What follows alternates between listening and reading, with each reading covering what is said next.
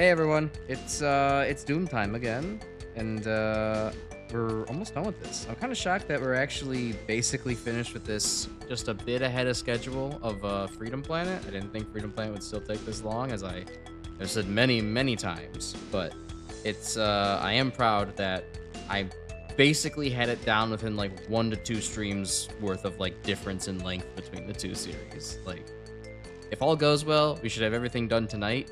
And then, like, in 2 more weeks, Freedom Planet will be done. So, like, I will have God gamer planning and time balancing. And I will be very proud of myself for that. I will give myself an award. You can rest assured. I'm not surprised that this is being finished up before Freedom Planet, because, like, 4 whole-ass campaigns is a lot. Yeah, it kind of is a lot in a sense, but, like, I don't know. Given the fact that, hypothetically, I should be getting better at the roughly the same campaign each time, at least knowing with knowledge and practice what I have to do, you know. And I think it has gotten a little bit faster. At least the first night of Nira's campaign went, like, super quick. I got through most of the first act, like, really quickly.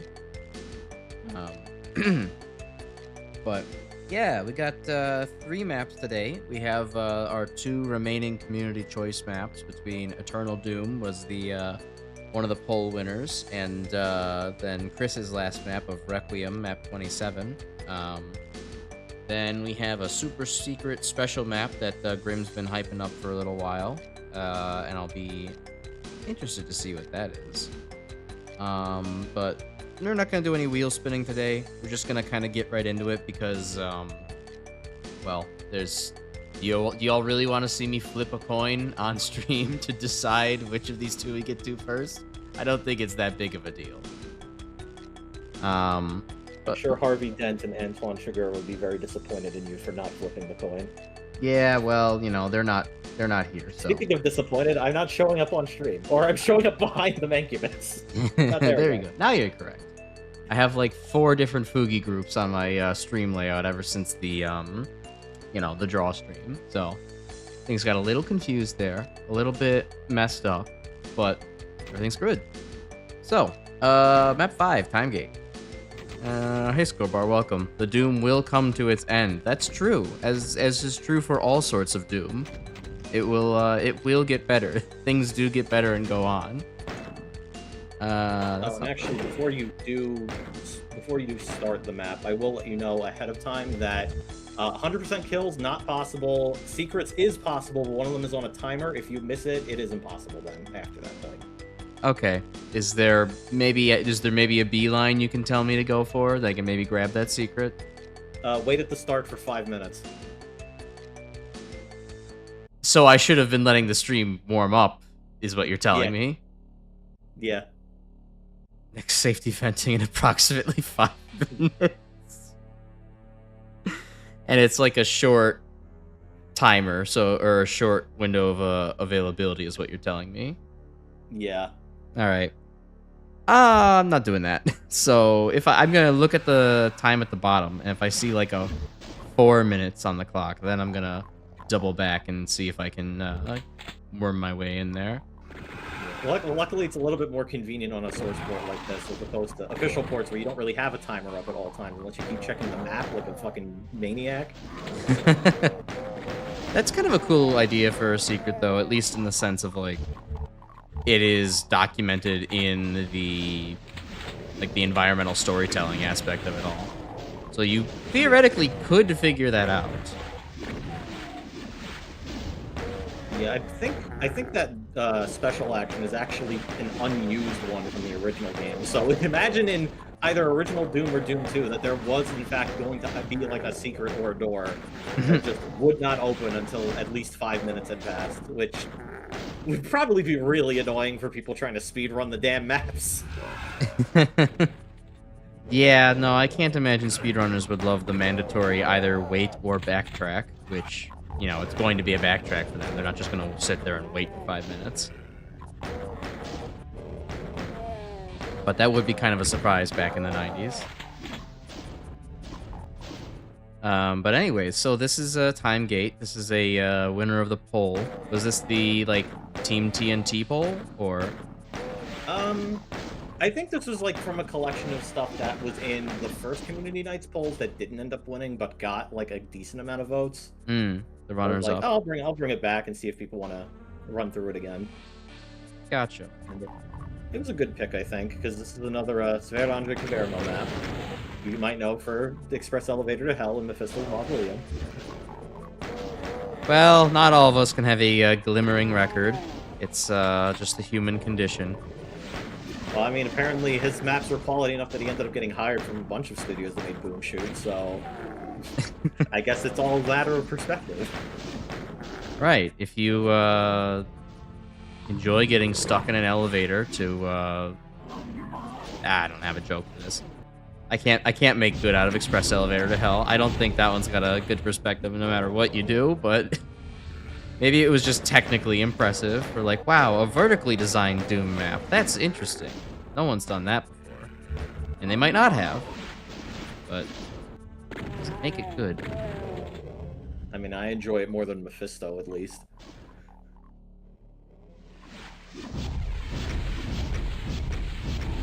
I guess that is kind of worth mentioning, yeah. I mean, I think I'm more okay with Mephisto's, mostly just for the fact that, I don't know, I don't really love the, I don't really love the cherry on top for the map being a forced archvile jump for the last secret in extremely narrow hallways where you're extremely unlikely to be able to get the one archvile that's further from the secret to boost you up, while also dealing with the fact that the other archvile is basically stuck and is completely unusable for said secret. The balancing on that is terrible. Yeah, no, that secret is terrible. But at least it's one secret part of the map, as opposed to the entire map being bad, in my opinion. Fair enough. Alright, see, I'm at 4 minutes. I'll go back now. Oh, my secret. But anyways, hey, stream, how y'all doing? I am doing well. I will have probably not too many things to talk about today because, well, the main thing that took up my weekend was that I spent time with my dad, and that was pretty cool. Module offline, what the hell? You know, while that was pretty cool, it does mean I don't have all too much to talk about because short of saying, well, these are the exact locations me and my father went, which is not a great thing to talk about on stream. I won't have too much to say. But what I can say is, you know, I had a good time going to a museum, and we ate some good food.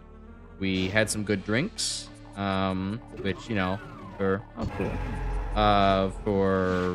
two of us, we haven't had a whole lot of opportunities to actually just sit down and drink ever since I've, you know, actually started enjoying alcohol.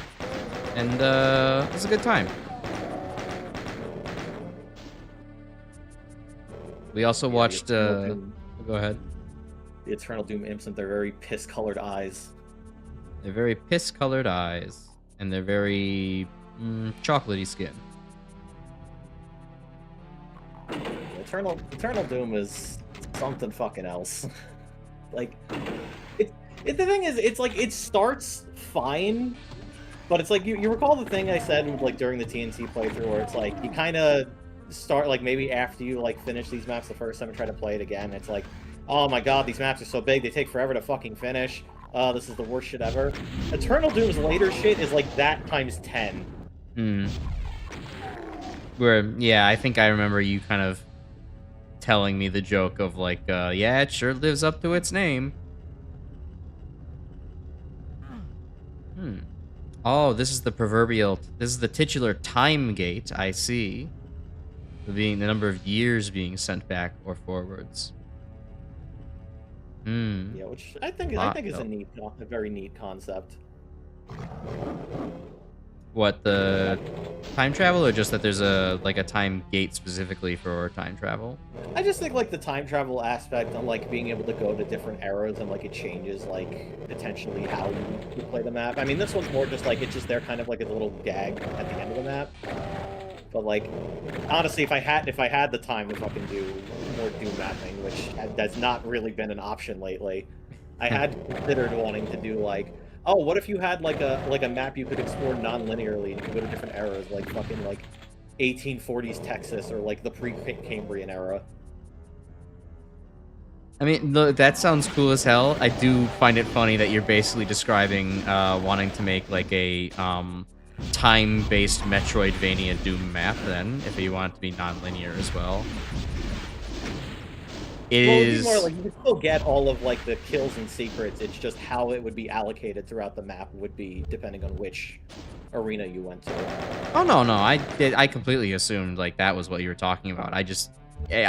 It's a good concept, and I mean it that seriously. It is just a funny way of describing, like, yeah, I'm gonna make a, time travel based Metroidvania sort of within my Doom maps. You might need to be able, I mean, maybe it's just going to 4 different eras at whatever order you want, but maybe it's more interesting to have the 4 eras give you items that actually, or progression for each area. Yeah, I guess it wasn't really more like you have to go to every area during a single run. It's more like you'd have like 3 options and you could pick which one, and then that would be like the arena you tackle. So like if you replayed the map, you could totally tackle it in a different way each time. Okay, some replayability aspects to it. It's fun. Yeah, just because I think the expectation of you having to go to every area and like potentially bloating the map length out, it seems like a bit much.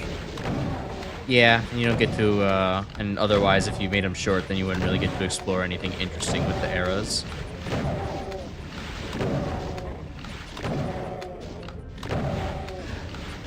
Well, speaking of time travel, one of the things I can talk about that me and Dad did, we watched Indiana Jones and the Dial of Destiny, because he vouched for it being a good time, despite what every critic in the world seems to say.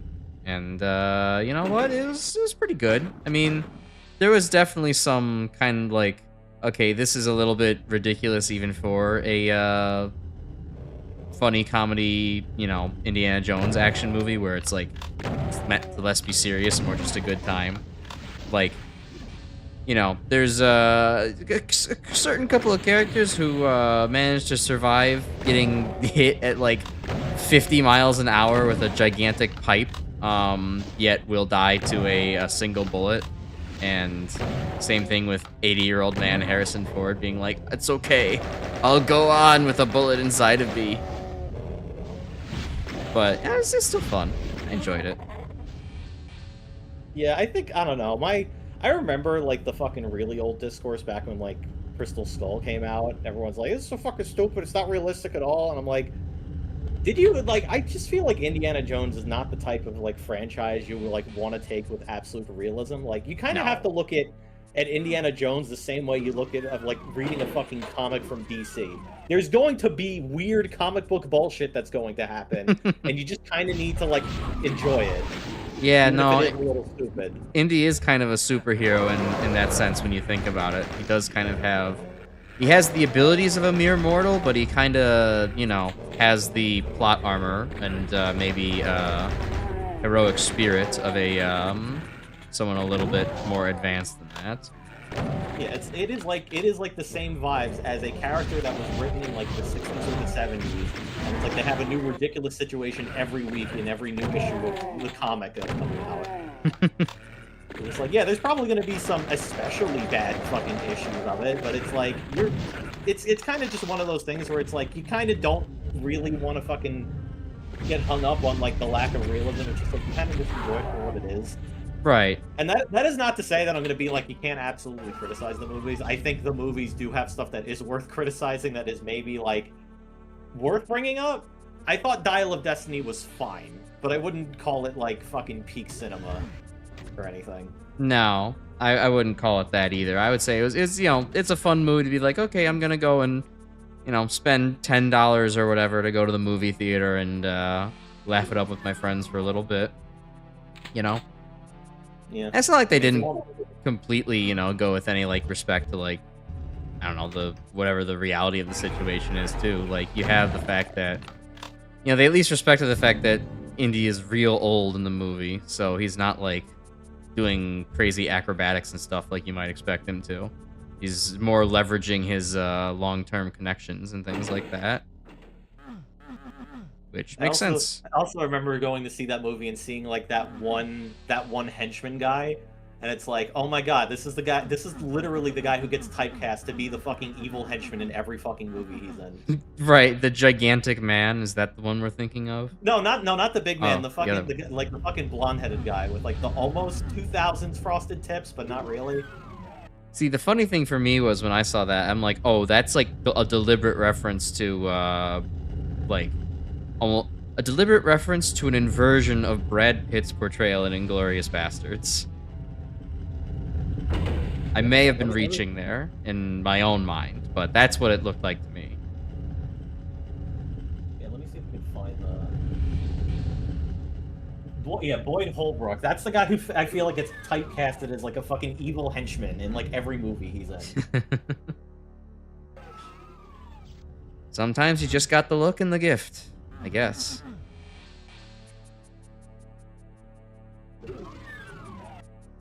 Yeah, I mean, I'm gonna say something that's probably maybe a little bit of a hot take.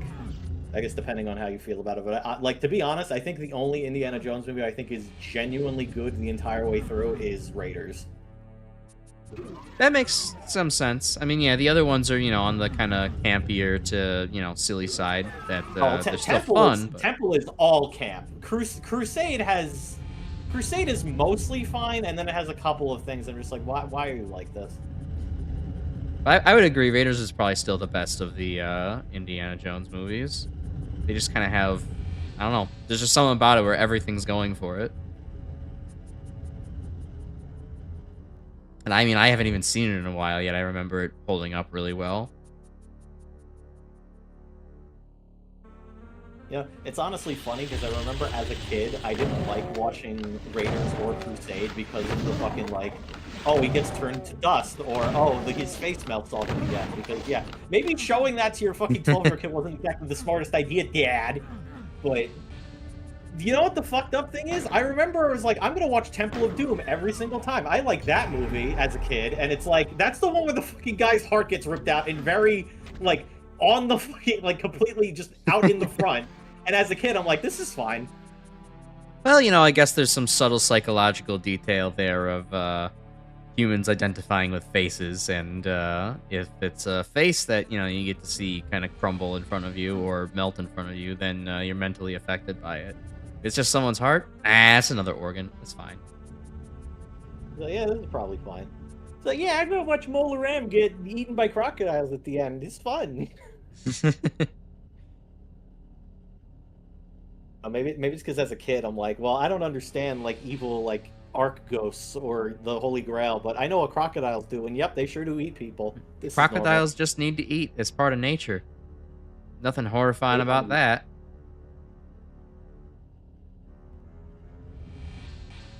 I am mildly lost. I need to find another place to insert my yellow key card. I still find it absolutely wild that like alligators and crocodiles do not have an upper growth limit. Like, so long as they don't die, they will just keep getting bigger. Oh, I didn't know that. That's actually fascinating. Yeah, it's I don't know like the specifics for why it happens. It might also maybe not even be an alligator thing. It might just be a crocodile thing. But yeah, it's like it's something just like they literally just will not stop growing. Like there is no upper limit. So it's like, I think I remember making a joke when I found that out. It's like, so theoretically, if you made a crocodile immortal, it could eventually fight Godzilla. Could eventually be Godzilla. Teach to Well, walk upright. Crocodile, it can't die to Godzilla. Oh yeah, I mean it's immortal after all.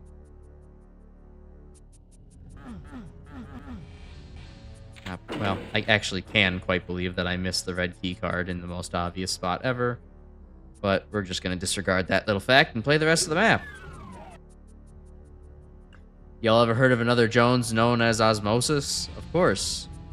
I do know Osmosis Jones. I definitely grew up with that being like on the, you know, the science teacher calls it in for the day and says, all right, look, we're just going to watch a movie today, kids. Yeah, no, I definitely have watched some Osmosis Jones in my time. In a TV show. Movie, yes. Oh yeah, and Ozzy and Drix. I was just about to bring that up.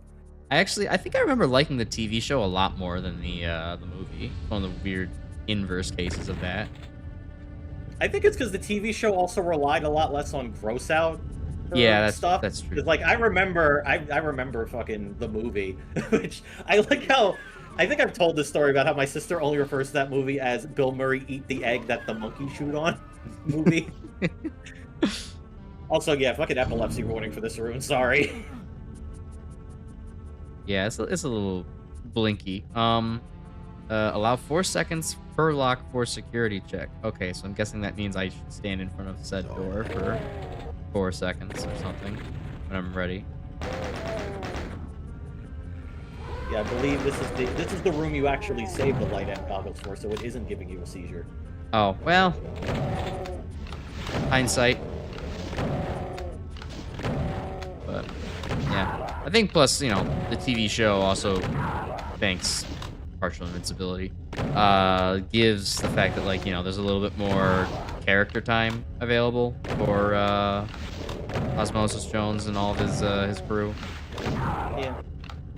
You get to actually see them a little bit. Plus having them be part of like a high school boy's body, just so there's like, oh, we could also have this kind of be educational for like puberty things too. It's like it works a little bit better than just like here's crusty old man who's been infected by anthrax. Right. Okay, now I'm gonna go grab that berserk pack. I think maybe it also helped that like the Ozzy and Drix show never got like absolutely crazy with how like fucking like micro guys just like died of things. Yeah, I guess it was a little bit more sanitized for TV. Pun not entirely intended. Grade 8 teacher did the same thing for U-Score. He's a pretty chill dude. Never had him twice, though. Understandable. I also remember that the movie had, because, I think I mentioned this too, that because Warner Brothers had the license for it, Pikachu does cameo in the movie. And not just like a fucking, like, off-brand version of Pikachu, no, like, actual Pikachu. And what's also funny about that, too, is that predates them naming that one protein Pikachurin. Oh, that's even funny. Did it happen to be, like, the same protein, or was it just kind of like, well, you know, it's a funny coincidence? No, I think they just put Pikachu in the movie just because they had the license. Like, yeah, let's just put Pikachu in our movie.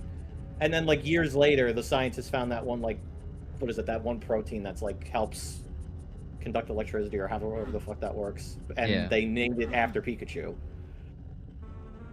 That's just not, like, two completely just isolated cases of Pikachu being related to the human body. How about that? It's like the fucking Mega Man X Guns N' Roses thing all over again. Okay, there we go. Now the door's open. I do kind of like the world building with this, that the time gate here is actually something where it's like, okay, you've got to press a whole lot of buttons as a security measure to get this thing open.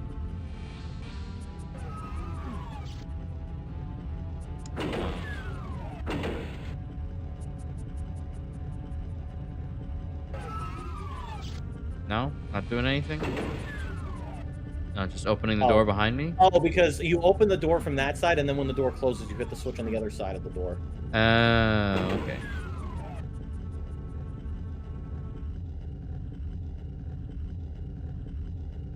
I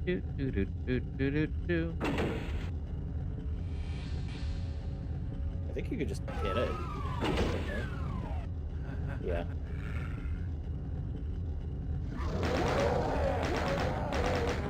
Yeah, I forgot for Eternal Doom they have like the fucking like like laugh when they wake up for the hit scanners. Yeah, they all give you the Seth Rogen treatment.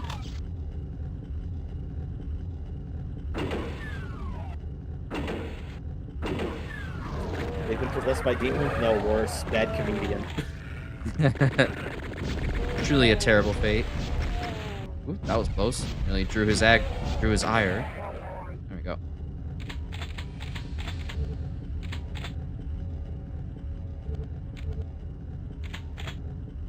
Alright. Those two. Now I got this one.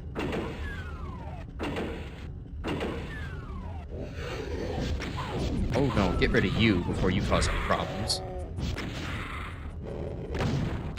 Wow, the time gate is powered by a giant meatball.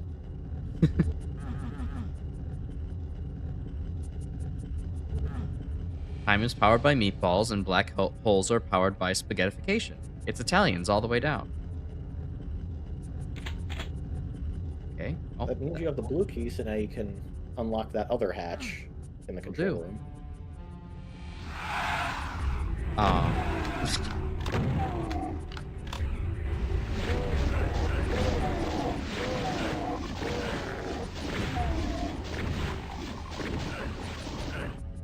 Alright, well, let them all come to me and make it so that way I don't have to spend time in the seizure hallway. Well, so for as much as I don't care for this a lot of this WAD's map design, I do like the HUD. Very nice HUD. I like being able to see Doom Guy's broad shoulders. Oh yeah, I mean, it's pretty cool. Gives him a sense of depth on it as well, considering he blocks a little bit of the text. I do think the you know, the analog numbers. I don't know how I would describe it. There's definitely a word for. It's like digital clock numbers. Yeah, I like those as well. It's a fun art style. I also love the sprites when you like keep getting damaged because like he looks fucked up at low health. Well, let's hope I don't get there. Hope these imps do get here, however. I'd like to shoot them.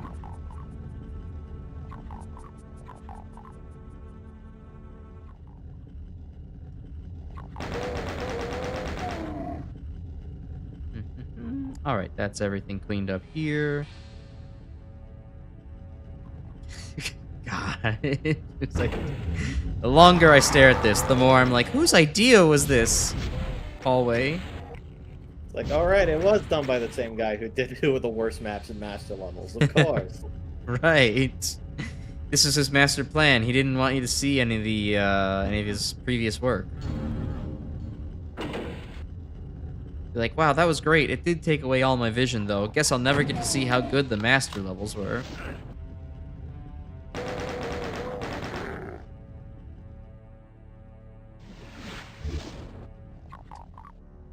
Okay, one more imp down. Go. I also just tend to like this one just because it's one of the shorter maps in this set. Yeah, 149 kills is not that many to go through.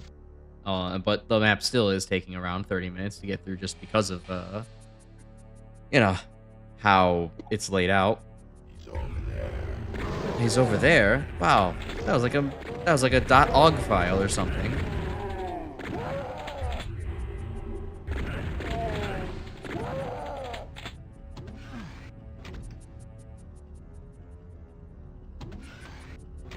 Alright, I think there's a chain gunner down here. Yep, I've got him. Alright, that should be everyone. Also, I think there's...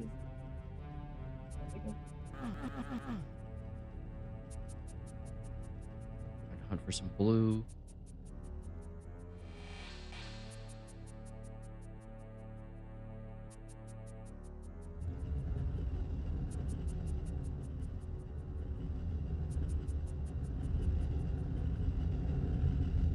Let's just look at the map. I feel like I've definitely seen blue before. That's just the central area. I've already kind of did that. Here. There are no blue doors within the time chamber. Well, I mean, I guess I did open some more seals. I think there's a compartment on the eastern side of the map you haven't been to yet. Down. Okay. Alright, that would be worth re-exploring. And then maybe also looking at some of the white line devs inside of the time chamber back there, or the pre-time chamber. Time or pre-time? Oh no, this is exactly where I'm supposed to go. Okay. Well, let's take a look down here then, real quick. Back to the seizure room. Unfortunately, it's not in there. I think you have to go down into the water on the east side.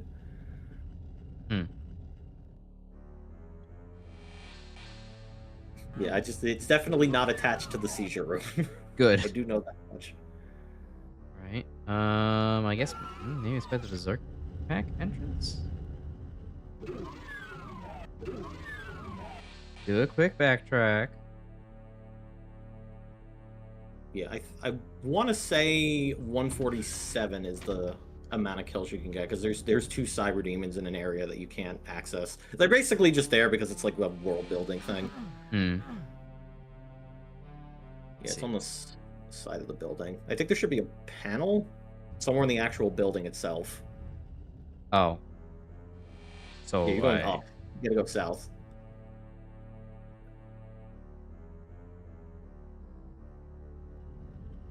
Oh yeah, that. No, you're going too far again. Mm-hmm. I think. It's just a big fucking river. Look at the map again. Yes. Okay, you see that one? Not that pillar, but the next one. Go up. Do you see the thing up there? All right, now turn left. Oh, I guess. All right, fine. That wall does look slightly different. Would not have expected that. Thank you for being a helpful guide as always.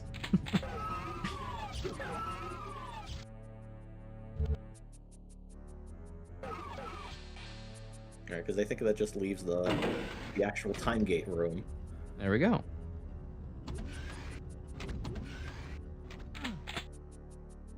Although actually you can, if you actually check the control panel, you can see where each portal leads to. Yeah, there was kind of like a plus 5 years, plus 8 minus 100 billion years, and some other ones. Yeah, actually, before you exit the map, make a save so you can see all the different time zones you can go to. Oh, okay. Because I think the 12 either the 1250 portal is actual progress, and then the other ones are kind of like joking things. Gotcha. Double Archie.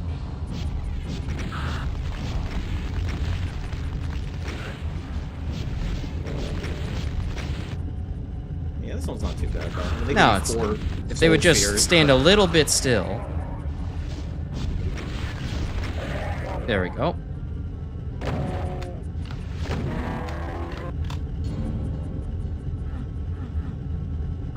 Press a couple more buttons, make some other people spawn in. Or... Oh, yeah, it is 146. Right, yeah. Okay. Alright, yeah, so you can make a save and you can check to see where all the portals go. Alright, well, let's go with the south one first. That's the exit. Oops. Yeah, I think 2 of them are the exit. So I think south side and west side are the exit. East is... the ones that are you can green tell lines. The green line then. Yeah. Alright, so this is, what, plus 5 years? Yeah, this is, oh, you went to the apocalyptic future. Bro, this is just Shadow the Hedgehog 2005. I gotta shoot the imp. Bonk. Oh no. I've alerted the authorities. Anyways, I die now in a pit of baked beans. Yeah, it's a troll room. I think the only way you can get 100% killed on this map is if you're playing multiplayer and someone has to fucking sacrifice themselves to go that way. Ah, and this is the creation of the Earth. Yeah, this is like you went 1 billion years in the past before the Earth was formed. Nice. Oh. Let me slurp up the remaining items.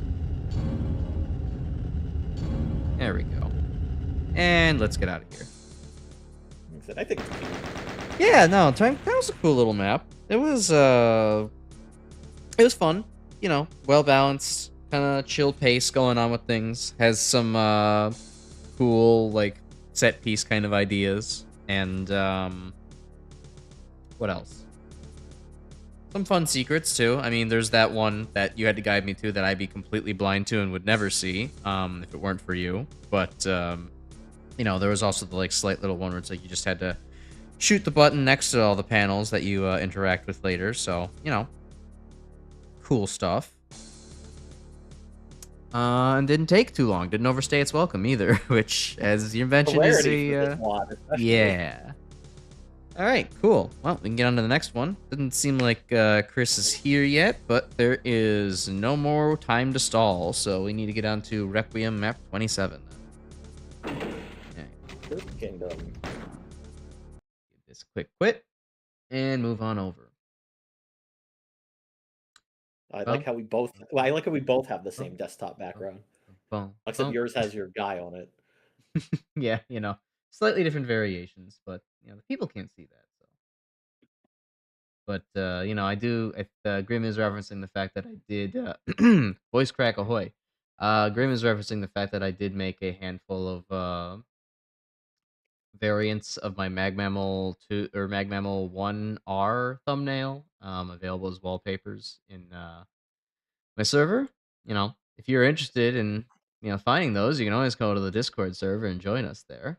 I haven't made any other things, my desktop things, but maybe in due time I'll have other ones I find suitable. I think Aces Actually, especially are quite if beautiful. I could make a request that if you could make a nighttime version of that one, that would be great because that would be a lot easier on my eyes when I'm using the PC. Oh, what, this one, the Mag Mammal one? Yeah, or just like the background is just like the nighttime version. I can see if I can With the give it a city. shot. Just have Yeah, to I remind mean, me it is what later. the Mega Man. It's the Mega Man 4 like cityscape tile set. So I'd imagine that should be easy to come Yeah, across. I just have to swap it in and out, I guess. You just have to remind me later, because I probably will not remember myself. I love Doom Guy and his fucking exposed midriff with his fucking belly button that looks like an inverted cross. Yeah, it's got some of that early internet pixel art written all over it. All right. Yeah, especially when you see how tiny the chain gun is by comparison. All right. Okay, this one's gonna be a little lengthy. 318 monsters. Oh, I wasn't ready to leave yet. Hey, kill me. Don't get distracted. Kill me. Thank you.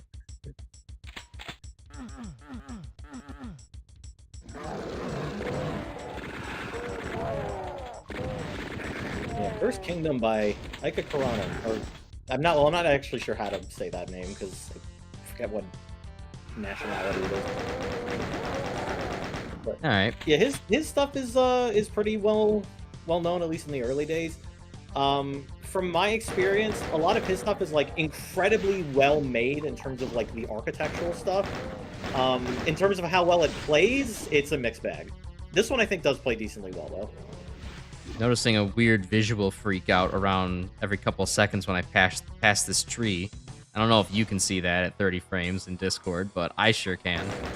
It's very very unnerving. It's like every once in a while the game's going and wants to fall apart at the seams. I'm not seeing anything. I just saw it again before I pulled up the Okay, well map. that time I did see it, so I guess it's just every other frame.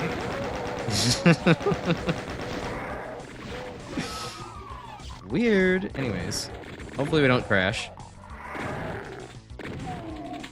He says while being named Crash Icarus. While being named Crash. This is funny. This is what the Earth people refer to as humor.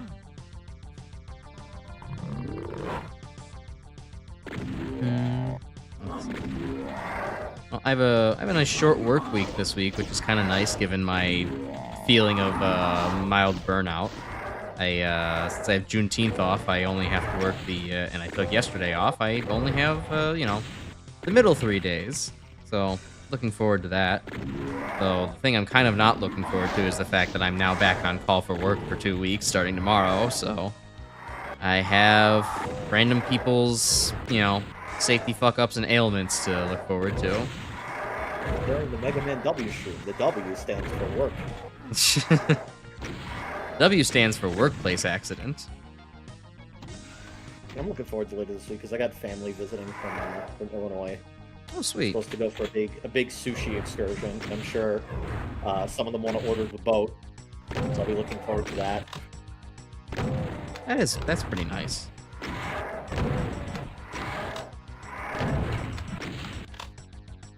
Is there any special occasion they're coming for? Or does it just kind of happen to be a right time for it? It's usually just like they tend to try to visit around summertime. Gotcha. I think, yeah, they usually try to make it like around like once a year, maybe twice if they have available time during the holidays. Oh, hidden backpack. Wait for that, Nice. Okay, I gotta inch my way over there. backpack embedded in the wall. Wall backpack. I feel just like I'm playing Castlevania.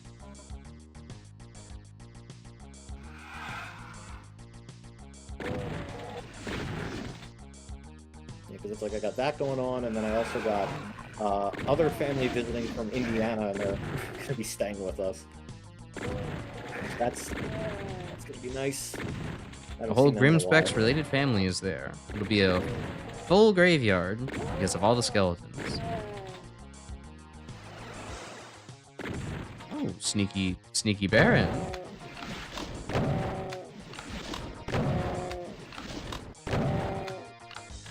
That'd just be Crash. He finally is able to pronoun them correctly during Pride Month. Yep, and then once we go to July, I will completely revert back to being unable to distinguish them.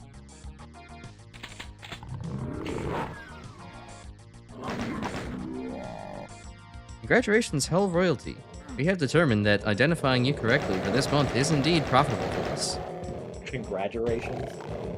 Look, you know I can't. I brought this up recently with my dad the other day. I felt like ever since I started streaming, my ability to sound literate has just completely fallen off a cliff. I don't know what it is, but I have started to trip over my syllables and get stuck in kind of like dead end thoughts like a lot more ever since starting like streaming regularly. I mean, I guess part of it is just the attempts to try to, like, actually, you know, speak quickly and keep my tongue on a swivel. That's not an idiom, but I'm gonna make it one.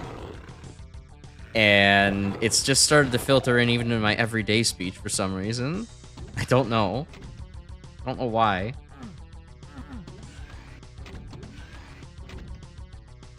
Like typical live streamer debuff, I guess, unless you're like Northern Lion specifically. What, does he become magically more literate on stream? I don't know. I mean, every time I've watched him, it feels like he always has perfect diction, no matter like what stream I'm catching. Yeah, that's fair. Like, I guess mean, he'll go off on fucking crazy ass side tangents, but he at least has perfect diction while he does it. Yeah, I don't know. Some people have that superpower. I guess it has something partially to do with your natural predilection to talking to people. If you really enjoy talking to other people, then you're probably not going to have these same kind of tongue twists and trip-ups that I do. Meanwhile, if you're like me and your average day at work is mostly, how do I keep my headphones on for as long as possible so I don't have to speak to anybody? Your mileage might vary. Ooh, elevator.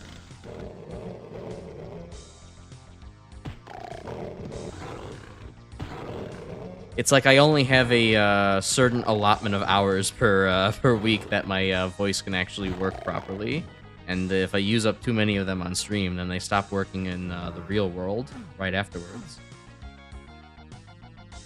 Voices fucking requires like mobile game microtransactions in order to keep using it. Please insert 3 grams worth of tasty sweet treats in order to keep speaking.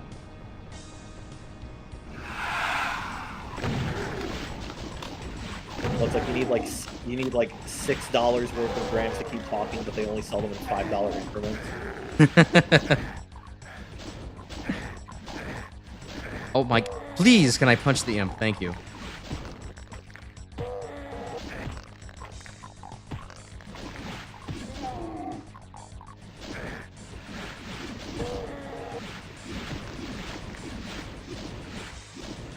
Holy shit! They are being aggressive today. Oh yeah, this one imp is playing on Nightmare. I didn't want to wake you up yet. I don't even have any ammo to deal with you. Well, I guess I have cells. Can I, like, ram myself. There we go. I can ram myself into the countertop to to get the ammo. Gotta do the grab. Gotta shunt Doom Guy into the fucking wall for like a tick.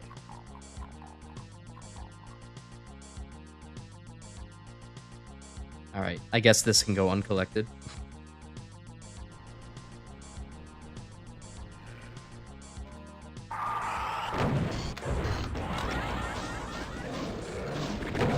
Ooh, that's a lot more scary than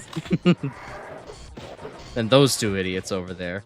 Backing up into 3 chain gunners, not a fun experience.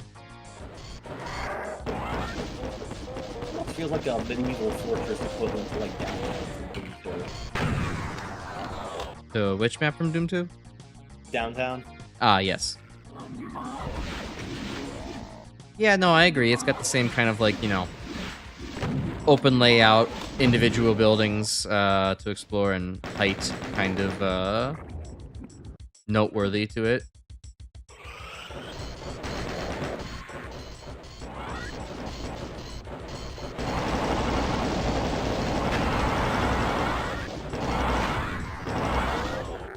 So, okay. What else? As I kind of mentioned in Discord, my microwave completely shit the bed. I'm still waiting on getting a new microwave now. So, heating up food was kind of annoying today. I had to reheat some pasta. I did, in fact, have to put it and the one sausage I wanted to accompany it with into a frying pan and just, you know, let that slosh around for a little while. Heat up with some steam. You don't got like an air oven? No, I don't have... Grim's looking at me as if I own, you know, for not owning an air fryer.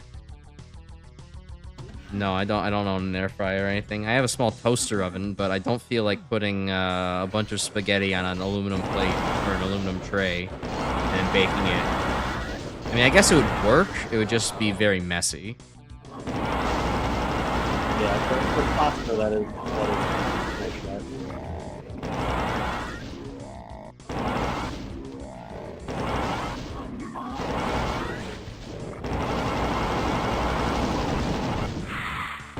Should be getting a new microwave by Thursday, though. That's what I have heard from the landlord, so fingers crossed. I don't have to do this awkward shit for long. your landlord for your fucking log cabin apartment. Yeah, sure. Keep the log cabin narrative going. Why not? Plan not to live in a log cabin for very long, alright? I want to upgrade to a glass house soon. Or at least a glass apartment. I'll still throw stones in there, because when would Icarus ever learn to not throw stones? Go live in the dome home or the abandoned grain silo.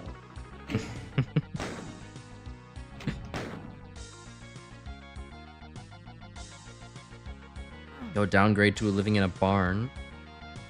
That way people can, you know, when someone asks me, wow, you're raised in a barn? It's like, no, but I do live in one. Crash Icarus live streamed in a cave with a box of scraps.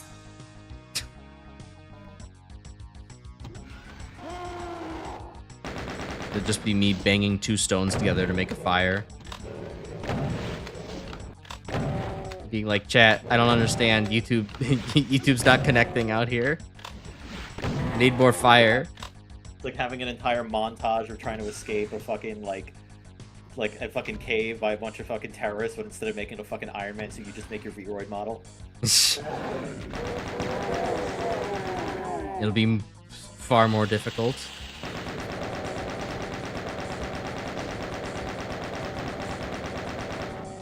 Actually, that's sort of a good question. What is your knowledge of comic stuff? Oh boy, as we I think as we last discussed DC and Injustice and all that on the Death Mountain stream, pitifully little. Like in terms of like the characters, like what characters do you know like a good amount of? Like if you know, like, oh, what's like name like 5 of Spider-Man's villains. All right, well, we can start off with the obvious with Green Goblin. Then I believe Sandman was in his universe as well. You also have Kingpin and hold on, I should be able to name at least one more. Does Venom count in your book? That does count, yeah. That definitely counts. So that's 4. I mean, even if you just look at the movies, there's still plenty of solid options. I feel like, oh yeah, there's Dr. Octopus. I know that one. Yeah. Well, you got 5. There we go. I finally hit the goal. If you want to keep going, I mean, keep going. Let's see. Dr. Octopus, female variant from the Into the Spider-Verse movie. Yeah, true. Lady Octopus is actually considered a separate character, so I will count that. Fair enough. I feel like that's the last of the well I can get before I have to keep scratching. All right, you know, honestly, though, solid. I think you got basically all of like the, I guess the iconic ones. At least if you grew up with the Raimi trilogy, you definitely got all the iconic ones. Yeah.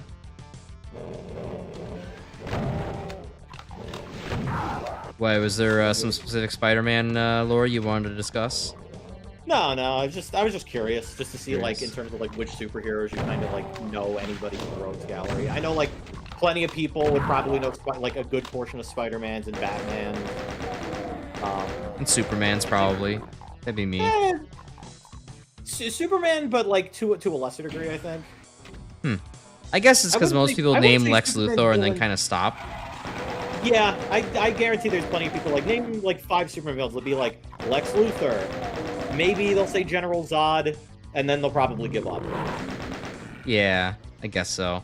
I guess for me it's a little bit easier because of all of the, you know, the Superman 64 growing up watching, and then, you know, handful of YouTube shorts now for like Justice League stuff. It's like, so it's like, okay, I can also name like, there's Mixel Spitlick, there's Darkseid, there's Brainiac, who else is on that list? I felt way more confident going into this than actually answering. I mean, you're still getting more than I think the average Joe would be getting, so I mean, that's still something. Fair enough. You got Metallo, too. Oh, yeah, there's Metallo. I kind of get them confused with Brainiac sometimes for some reason. Well, Metallo is a guy who became a robot. Brainiac was just a computer. Similar flavor.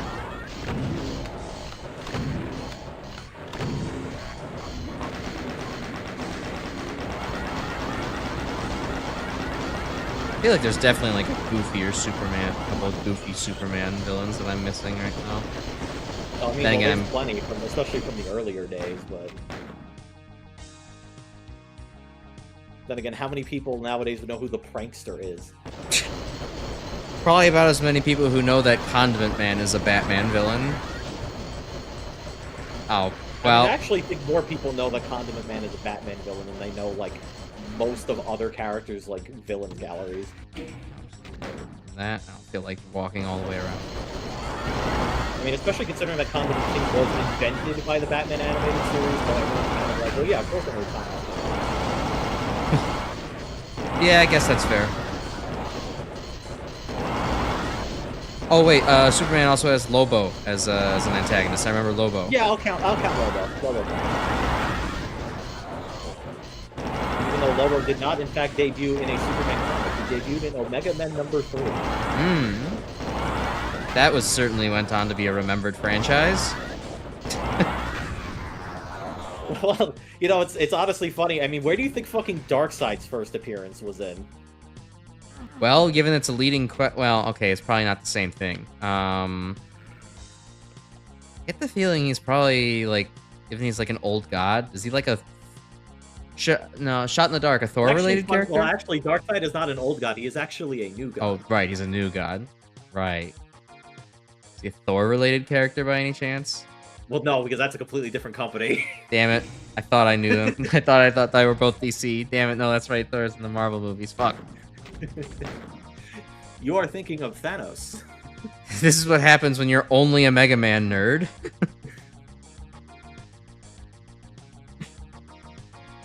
Yeah, a Mega Man nerd specifically, not even a Capcom nerd. Because at least if you were a Capcom nerd, it'd be like, well, you have the MVC games. You could at least name you all the guys from those games. Yeah, good luck with that. That's not happening for me. Well, that's why I'm glad that there's... first appearance was in a Jimmy Olsen comic.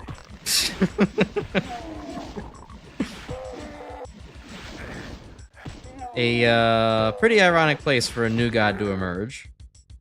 Well, like, basically the fucking, you know, DC equivalent of, like, Super Omega Hitler. Yeah, it is pretty weird.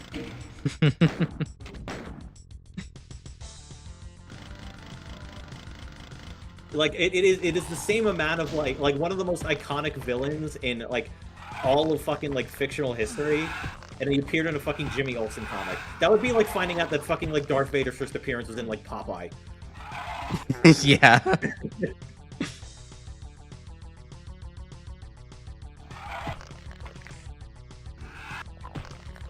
Or that, like, the Joker was first debuted on, like, a cereal box for some kind of cereal called, like, Clown O's. Debuting in, like, Coco Melon.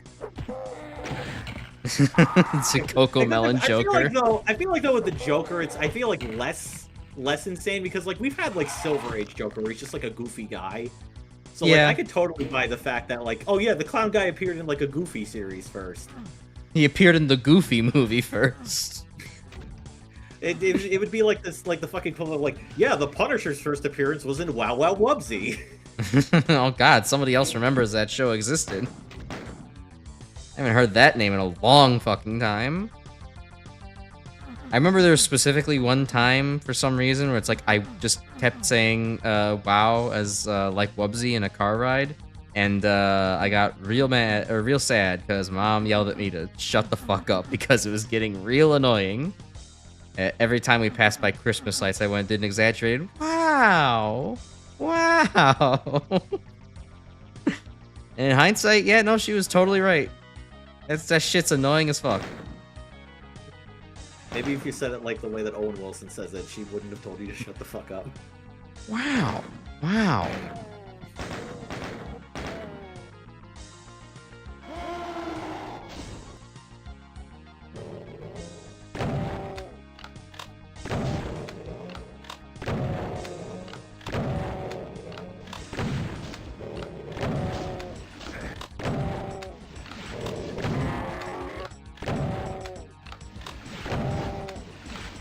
The intermittent screen flashing is still fucking with me, like, mentally, in a big way. I'm just anticipating the moment this all comes crumbling down. Yeah, I'm not sure why that's happening. Maybe it's just a case of like this map is just like a bunch of like stuff going on in it that maybe it's just trying to process everything. I don't know. My guess is it's just like a freak chance of the software didn't load correctly, but it loaded correctly enough to, you know, you did load it to vanilla compatible, right? It's in Doom 2 and Comp Level 2. Okay, then yeah. Making sure.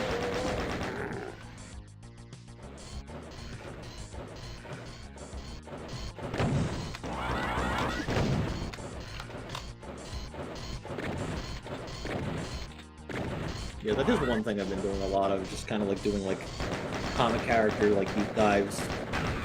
Nice to have one in the background. Especially, well, I've been doing it for a lot of Marvel stuff because I'm more of a DC guy. I don't really have like as much knowledge from Marvel, so like learning about like all these fucking obscure characters and be like, wow, this is so cool. They should put them in more things instead of the same fucking three guys. The same three guys are recognizable. They're marketable. It's like me learning about like Darkhawk and Sleepwalker and Death's Head and Hellcat. Well, I know Death's Head is a Wolfenstein character, but I somehow doubt they're the same. Well, no, the Marvel Death's Head was started as a Transformers character, became a Doctor Who character, and then became a Marvel Comics character. A long journey.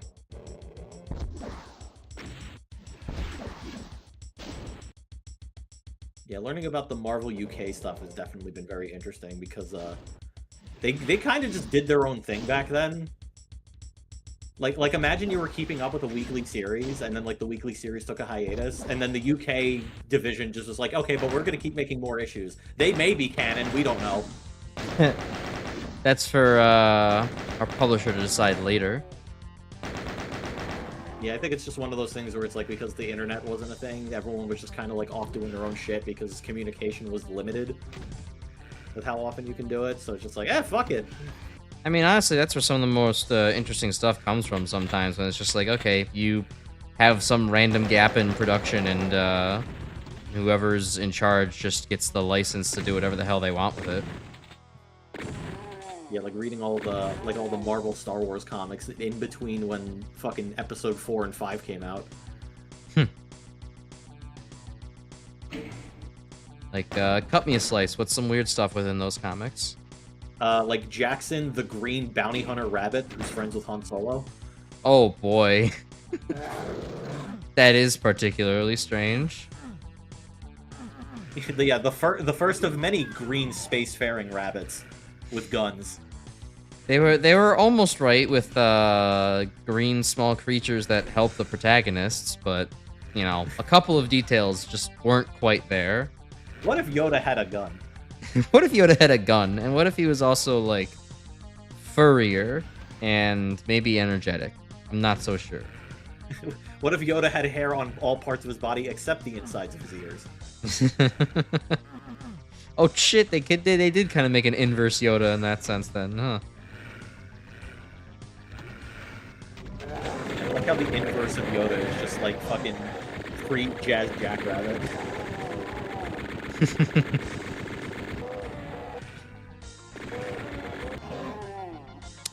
Oh boy, that was a room to get dropped into.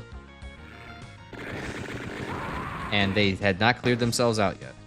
Okay, oh.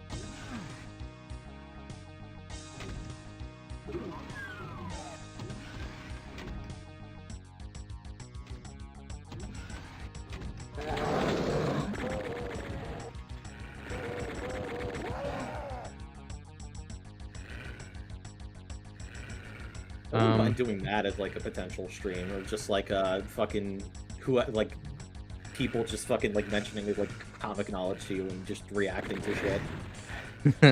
Yeah, because I mean, I guess the realm of comics is kind of deep and confusing in that way. I'm sure Pigserver wouldn't mind. I'm sure they probably have their fair share of comic knowledge in places. Yeah, I guess so. I didn't really particularly know her to be so comic book oriented, despite knowing her since high school, but I guess that's just how it is.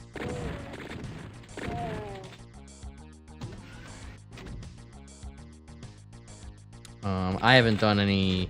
The only particular learning I've done of late was that I decided to just...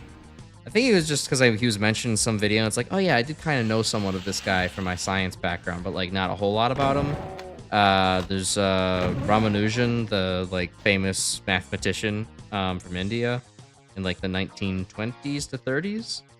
I just went ahead and like started reading the Wikipedia article about him, and a lot of the math stuff does kind of go over my head, but like it's one of those things where it's like he died in like at like 31. Or well, I guess I should give him some background. Like he was basically just a child prodigy in mathematics. Like he was able to come up with extremely large and complicated proofs and theorems and solutions to difficult problems within algebra. Like by the age of like 14, and was starting to write things that were making like college professors in awe, and you know, eventually he was able to get, you know, into like doing some work at like Oxford College, you know, surrounded by the best mathematicians of the day, and quite a name for himself. He was, I believe, the second Indian member of the Royal Academy, or the Royal Math Institute, the math division of that. You know, it made some insane discoveries to the point where it's like, I think there's like 5 or 6 fields of math that basically come down to like his discoveries while he was on this earth, and his notebook was poured over like a couple decades after his death, and there were still things being discovered, like literally just from his notes. He was that ahead of everybody. I guess I'm not that surprised that like I guess a lot of like people who are very good with math are coming out of like the Middle East type area, because like that is basically where our numerical system kind of originated from, Arabic. Now, I mean, India is in fact not in the Middle East. Well, it's like adjacent. It's not exactly in it, but like that general area. I mean, it's not exactly adjacent either, but you know, sure, I'll take your point on this. I'll let you have it. It's adjacent in the same way that, like, you know, Kentucky and New York are adjacent. Yeah, exactly. But anyways, like, I was also just thinking and kind of fascinated by reading his stuff, because like he died at like 31 of like health complications related to dysentery. And just the idea of like, holy shit, if medicine was better back then, can you think of the math we'd be at right now? Like, math usually ends up being pretty ahead of, like, the physics and other sciences curve for, like, where, like, because math is able to just find solutions to actual numeric shit, and then it takes engineers and physicists a while to actually apply those solutions to anything. But, like, just the sheer amount of like how ahead he was, like I can not imagine like there wouldn't be some kind of application to be seen from his work in his lifetime, like even more of his work in his lifetime were he to live for longer. It's like it's flatly fascinating just how some people have that gift to them. Oh, this is a bad fucking place to be. My pants down. Thankfully they decided to be slow on the draw. Hey Chris, welcome. I'm in the middle of your map. Pretty much right in the middle of your map, actually. And we're discussing Ramanujan, I forget his last name, from India, because we were just discussing shit we've been looking into recently. How you doing? Oh, so Ramanujan is just an entire... Sorry, I had blue diamonds in my ears. What was that? Ramanujan is his whole first name? I thought it was like Rama and then Nujan was his last name. No, that's his first name. Apparently, it literally means, like, at least according to Wikipedia, it means, like, brother of Rama, which is one of the, like, Hindu gods. Yeah, as you can no doubt tell, I'm less experienced with that side of the cultural space. Well, me too, but, yeah, I just happened to read the Wikipedia article, so it's alright. Yeah, that man. Well, I'm actually also thinking of it being like, if he actually lived for a little bit longer into the 40s, oh, he probably would have been recruited into the British war effort and eventually been like tossed over to America to be like, here, work on the Manhattan Project. Yeah, I was gonna say, it's like, yeah, we get this guy to work on the fucking bomb with Oppenheimer. Yeah, then you'd have two people that are probably scarred for life about it. Where is... Okay. See the computer area map in here. I've not found a way to lower this yet, or get on top of it. Would like to get it. Don't know how. Don't remember anything coming out of this direction. Maybe I just missed something obvious. Oh, there's a tripwire that triggers it, and it seems to be a one-time tripwire. Oh, that's great. Oh, okay, I think I just heard it come back up. Okay, so it's a go fast kind of thing. Yeah. How's your submission? You like, or what do I think of your submission, Chris? You like how it's open world yet kind of linear in itself? Yeah, it's we were kind of discussing that it reminds us a little bit of Downtown from Doom 2, but it doesn't have this but you know, has a different theming and also has the benefit of not just getting absolutely lost constantly in it. It's a lot more accessible in that way. I'm wondering why his chat message duplicated 3 times. It seems like he deleted 1 or 2 of them. Maybe those typos he saw or something. It looks like one message got sent and it said the same thing twice. It's very odd. YouTube. Boy, this is kind of a pain in the ass of a hallway to run down and not get stuck on anything. Yeah, that's like a Karenin maps.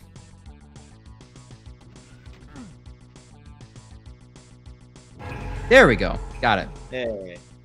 You're just testing an AI feature on your phone. Oh, well, that's why it didn't work. That makes sense now. Trusting AI for shit, that was your first mistake. Everybody boo this man. Boo. I was glad to hear you're doing well. Technical issues going wrong.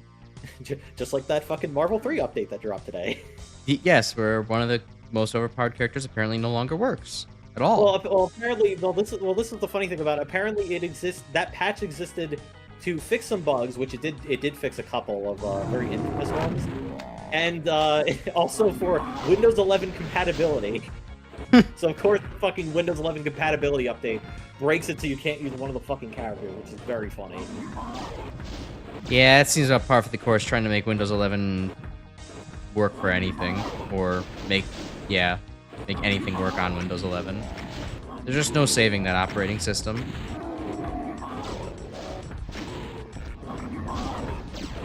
My chance to run. Okay, well, now I got a cyber demon to dance around. Let's blow you up.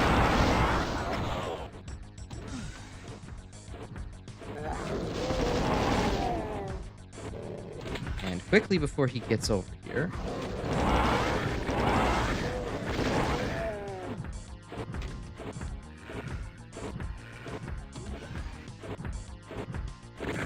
Yeah, I won't tell anyone for lacking the context.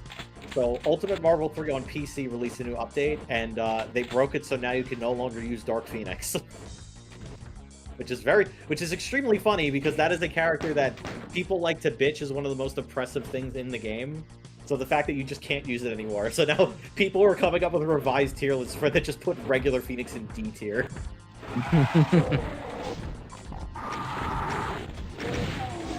Yeah, it is entertaining how, it's entertaining the coincidences that happen like that sometimes, where it ends up being the characters that are the most broken who then end up getting broken. Yeah, well, should I also provide context on why Dark Phoenix is broken? Yes, please. So if you have five bars of super while you're normal Phoenix and you would die from an attack, it automatically uses all 5 bars of super to turn you into Dark Phoenix. Dark Phoenix gains speed buffs, damage buffs. Their health does slowly drain, but as long as you don't get hit, you technically won't die. And then you can also combine it with X Factor. So if you have 5 bars of super and you have Dark Phoenix, and like say they're like your only character left, and you still have X Factor, you could absolutely team wipe an entire person's character roster, even if they have all 3 characters at like relatively full health. That is how busted Dark Phoenix is. Yeah, that's a bit too strong of a turnaround. Oh, I should have expected that. And I mean, I'm sure there's still plenty of people that'll probably say that Virgil is still worse, which I can't necessarily disagree with that. I did kind of like your... Now if you try to, but now if Phoenix has 5 bars and if you kill them, Phoenix just dies. Yippee! Now he gets to suck again. She gets to suck again. She. Sorry, my brain was thinking of Phoenix Wright, and I know it wasn't going to be Phoenix that. Wright is also in Ultimate Marvel 3, but is a different character. Right. I was just having fun imagining there being a an edgy version of Phoenix Wright that appears once he has too many bars of super. Phoenix Wright if he has the Phoenix Force. This is we found it. Phoenix wrong. Yeah. Well, it is funny that you say that because Hulk literally has a voice line in Marvel 3 if he fights Phoenix Wright. Like, Phoenix not a lawyer. Phoenix a bird lady. Hulk confused. I guess me Hulk. We found out which superhero me am.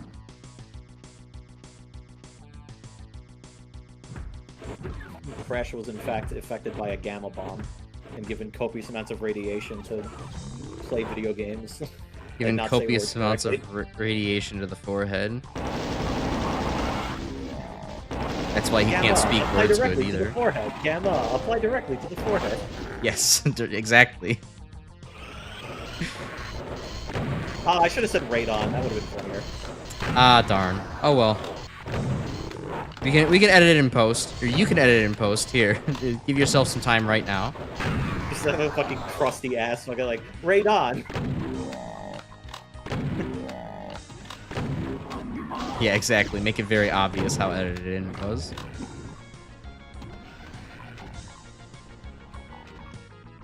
Found it funny. Phoenix right in UMVS 3 Ultimate Attack pretty much can beat Outwit Wesker with evidence. Yeah, Phoenix's right super is just getting you convicted. It's a pretty good conviction, or it's a pretty good power. Nothing can really stop you if the law ends up being on your side. It's just getting the law on your side is the difficult part.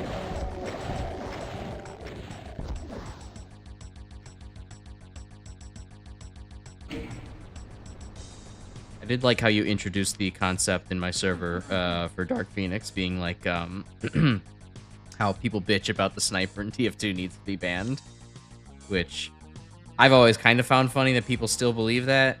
It's just like, look, I get the argument, and I kind of agree that he is just a long-range character that doesn't interact with everyone the same way, but also, like, I don't know. Just get better. Don't stand on sightlines and use some sneaky tactics.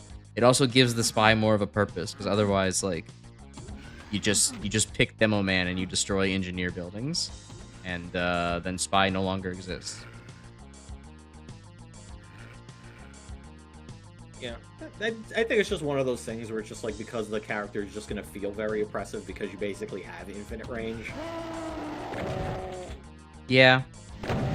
Yeah, I mean, it can be. I mean, when there is, you know, a god tier sniper on the other team in casuals, then, like, it's pretty rough, but it's not like they're impossible to stop.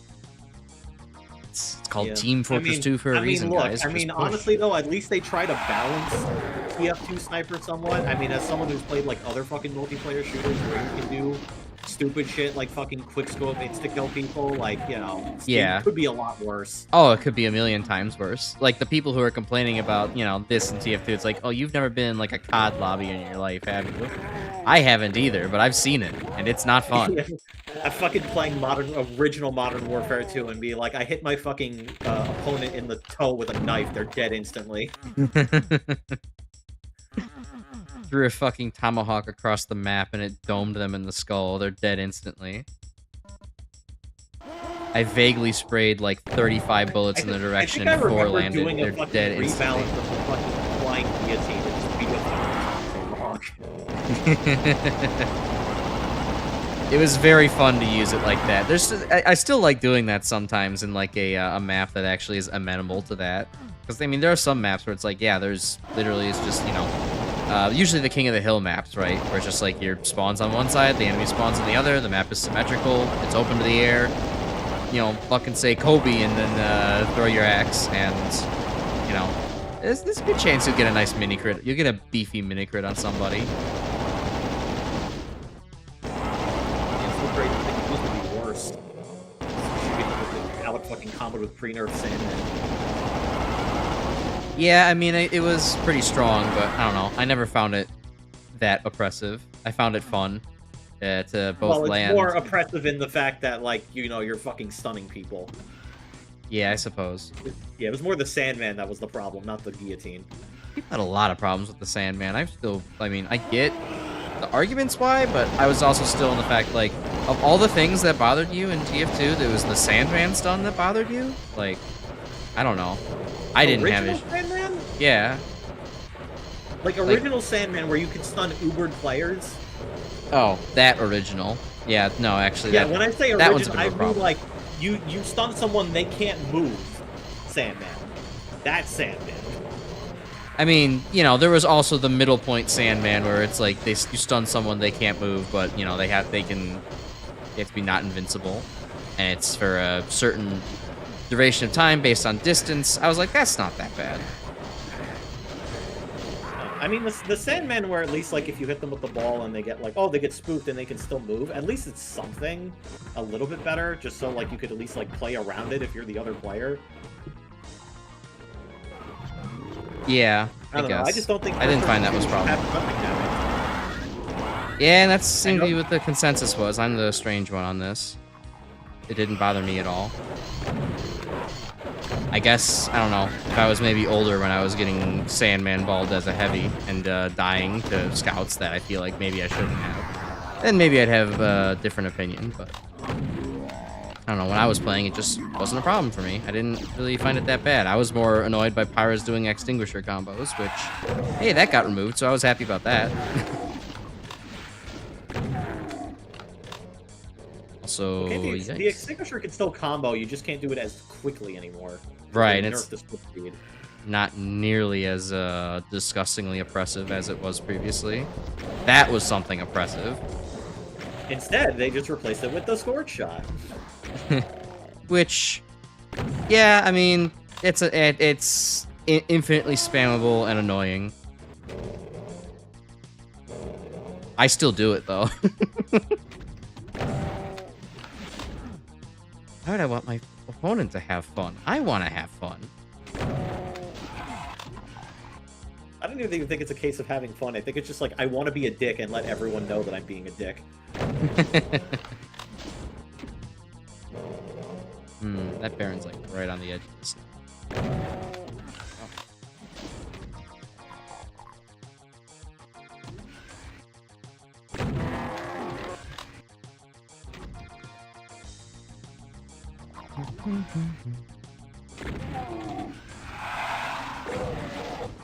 This map is running a little bit on the long side, just with 318 enemies. It's not egregiously long, but it is kind of starting to... In fairness, you were almost done, and then you dive in and forgot to save.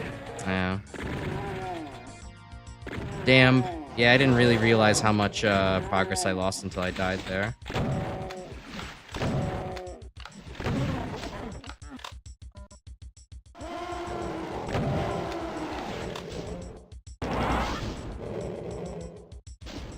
Actually, you know what? BFG time would probably be a little bit more appropriate here.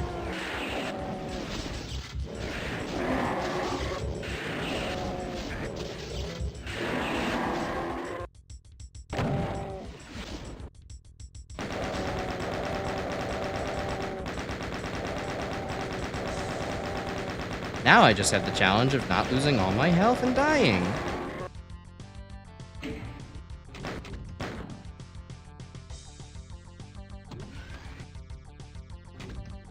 Well, now I know what to approach, or to expect at the top of the elevator. Way too many Barons? I don't know, it didn't really feel like way too many. It just so happened I wasn't really ready for it the first time, and then I backed down on an elevator, and oops, that's kind of a really hard spot to be in.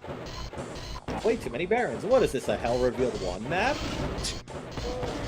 Oops, all Barons, the hit new serial. Fun with the kids. Alright, I'm not hitting through the grates. That basically is Hell Revealed 1, is literally Oops All Barons. And then Hell Revealed 2 is Oops All Archviles.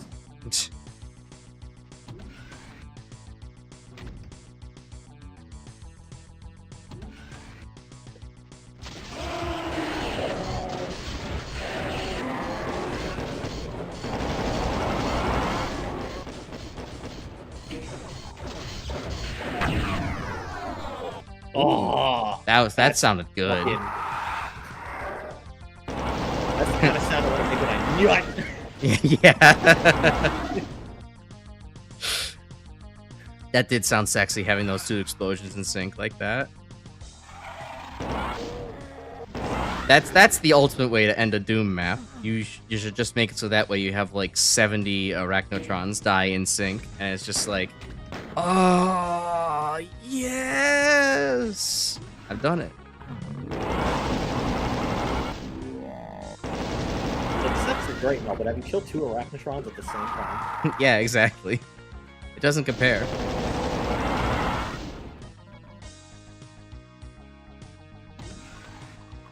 Oh yeah, you haven't dealt with Mr. Sibby yet, have you? No, I did not. Because I didn't really have much in terms of ammo at the time. Oh, that is very welcome. Thank you.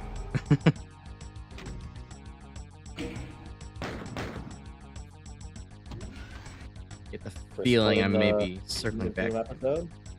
Very classic joke.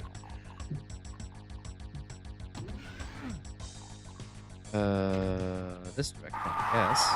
Okay, yep.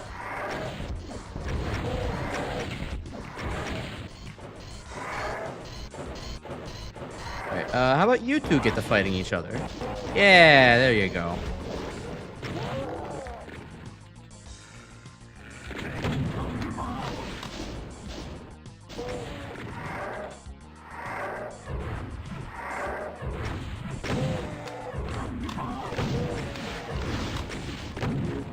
Oop, missed that. Good. It's okay.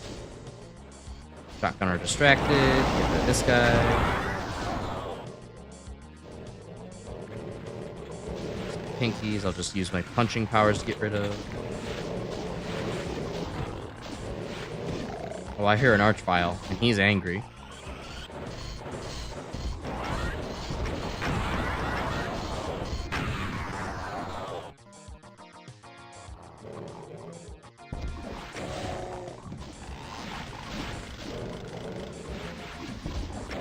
Fuck punching. I think I have enough ammo to get my way to the end here.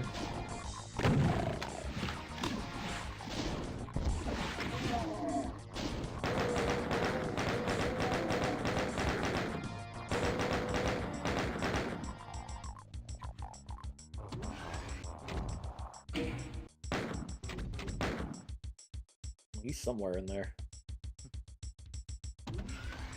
Deep in the brickwork, we encased a Martian, in case anyone ever tried to assault the tower. Oh, gee, I wonder what's gonna happen when you pick up the yellow key. Vote now. Will this key card A, be trapped, B, be definitely trapped, or C, teleport you into a trap? The answer Apparently is D, nothing at none of the all. above. Nothing at all.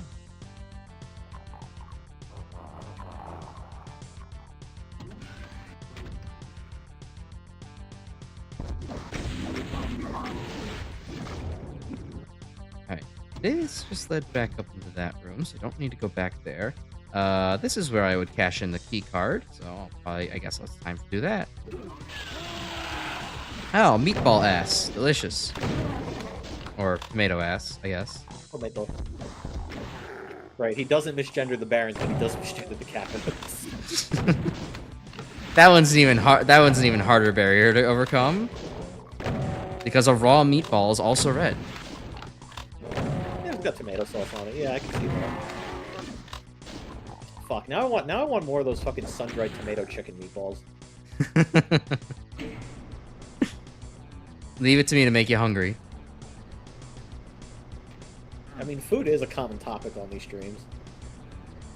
Helps that it's one of my common interests.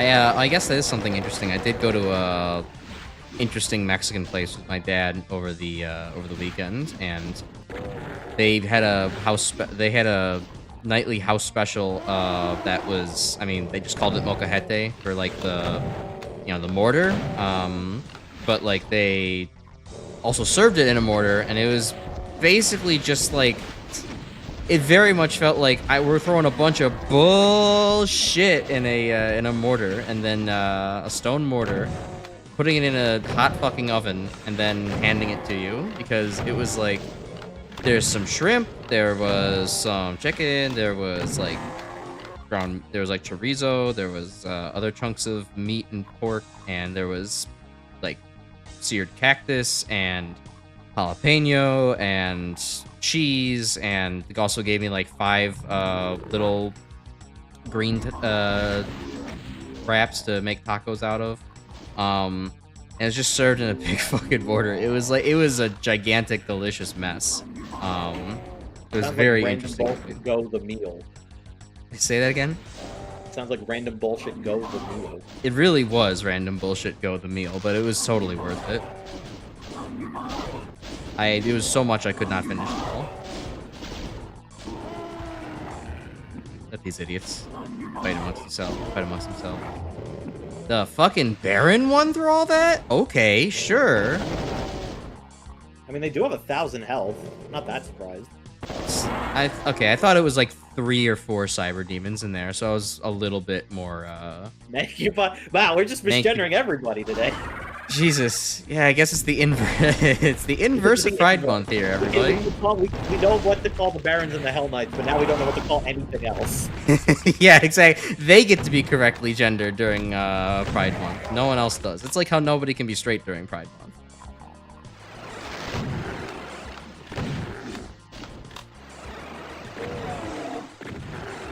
Oh shit, there's a second Archvile. Wasn't expecting that. That would be the room near the yellow key. Shit. What do I use for ammo right now? Bullets? I guess. Yeah, fuck. Alright.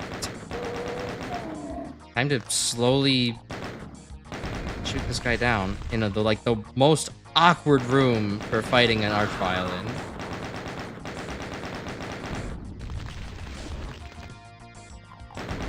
Okay, it's coming this way. Oh, please, get out of the fucking door frame. That'd be a hell of a lot more awkward when he arrives with fucking Mancubi and the fucking Baron. Ah.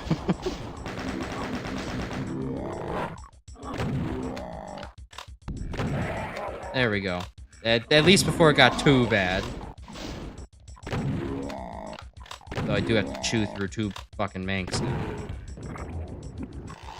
Next time he sees a zombie man, he'll call it an Archvile.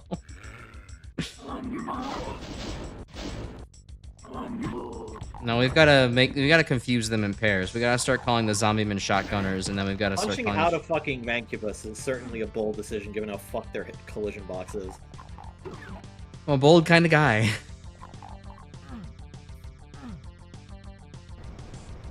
You also have to misgender the chain gunners as we can't even say gender now. as fucking the SS officers.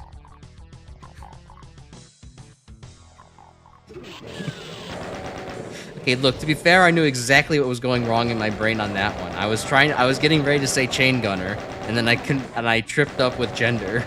So I was about to say chain gender and gunder. Yeah, we're misgundering people during Void Month.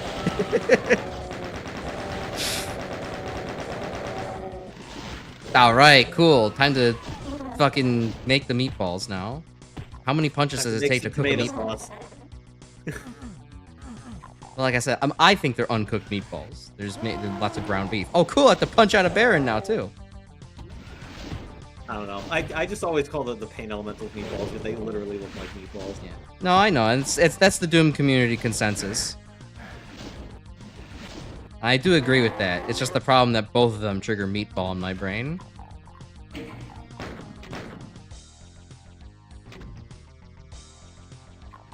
It's waiting for me near the exit. Yeah. Oh, and I still haven't killed that cyber demon back there either.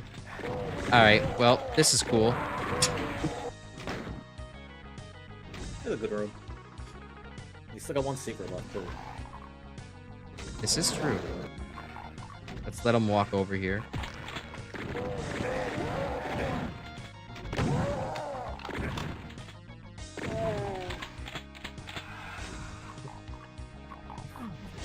More imps.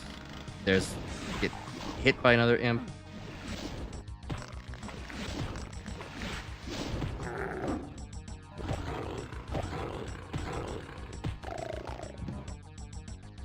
Okay, there we go.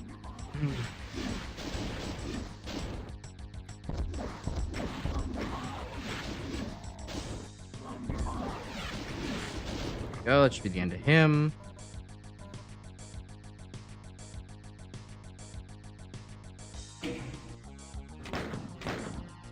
Oh, actually, I just checked. Apparently, you had to get the first secret before entering the get into the red key room. So now it is inaccessible.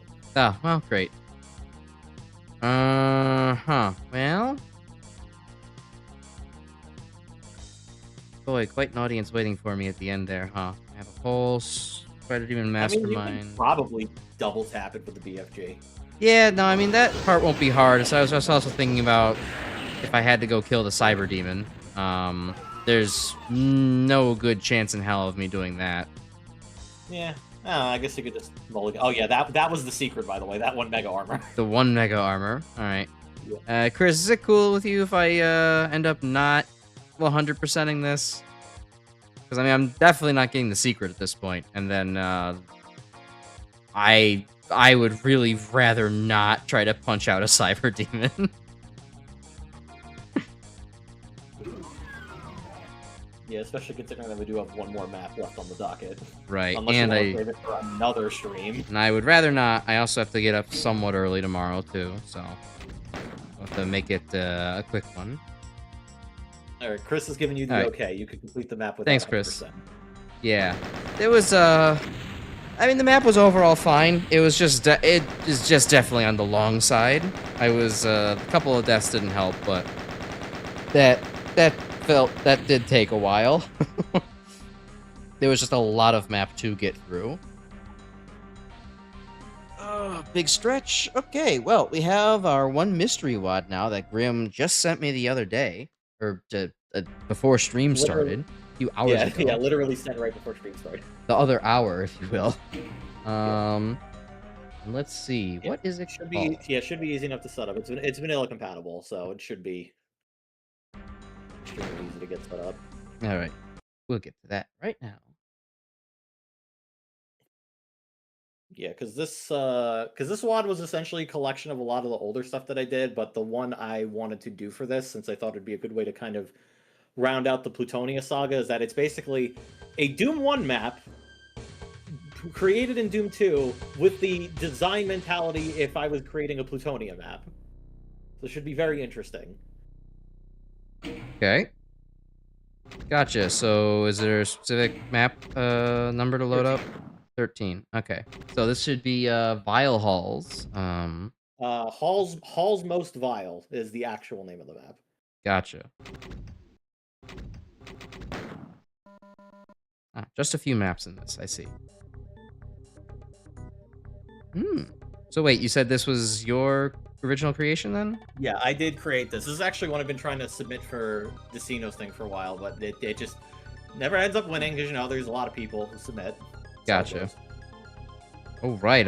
Ooh, boy, a beefy 420 kills. All right. We are in for it this time around. Okay, well, I guess the most... Oh, that door. All right. Goodbye, Archvile. Archvile jump scare. Eventually, I will end up misgendering the Archvile as the Revenant. You know, I've done that a few times already.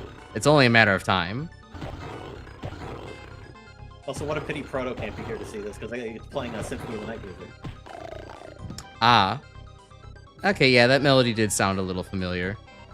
The occasional toot horn is a little funny.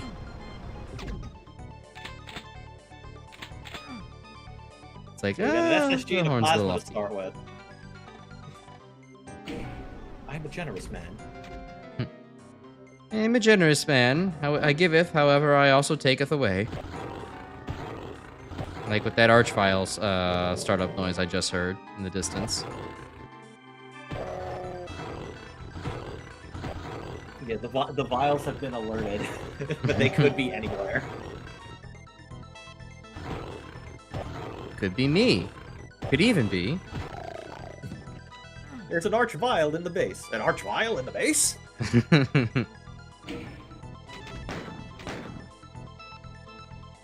I forgot exactly what the track is. I know it's from Symphony of the Night, but I forget specifically which track it is.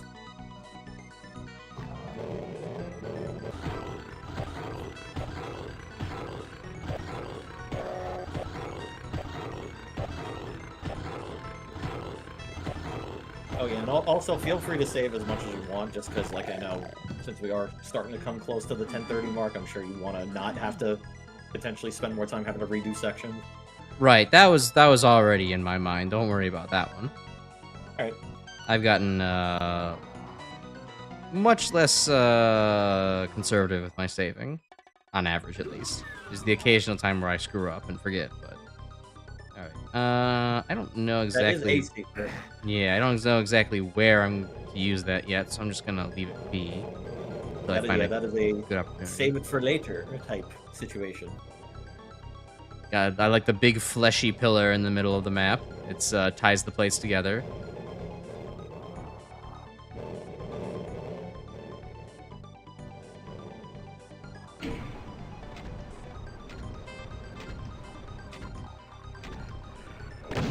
Get out of here. Uh-oh. Now Mama's mad.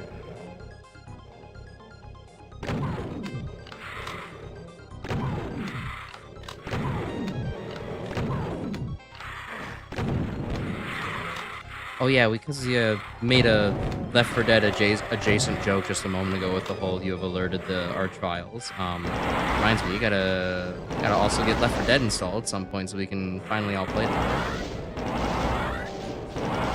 Yeah, I gotta get it installed on my other PC just because I don't think my laptop would be able to handle it. Right. But yeah, that is another inspiration. And I know you're working on stuff right now, so I'm trying to bother you about it, but it would be fun. Oh, by the way, looking forward to it. If you want another little thing. Okay, actually, no, never mind. I didn't have to tell you. Yep, it was also a gray wall. I just now okay, need to find out one armor bonus, by the way, in the little cubby where the lost soul is. Oh, thank you. It's a good secret. Very worth. I just have to figure out what I opened by pressing that. You lowered the rock pillars in the center. Oh, where the flush pit was. That center. Yeah, that's the center in the middle of the map. The center in the middle. The center in the middle of the map. The map's center. It's poison. The poison specifically designed for Cusco. Cusco's poison. Mm-hmm. I love defaulting into that anytime I don't know what the, I missed something obvious. I don't know what the fuck I'm talking about. Oh, you got the red key, so now you can enter the red door. Whoa. The door made out of red. Where was that again? Oh, there's a little white line over there. Let me look at that first.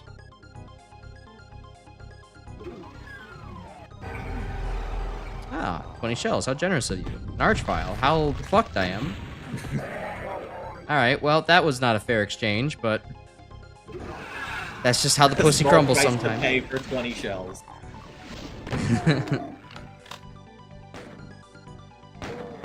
Chris is asking how you stack the armor in Doom Builder. Were those multiple armor things stacked? Yeah, you literally just put a bunch of things and then you literally just drag them all on top of each other. It's not that complicated. Hmm. Nice.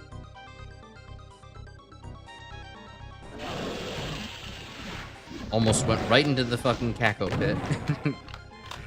Oops.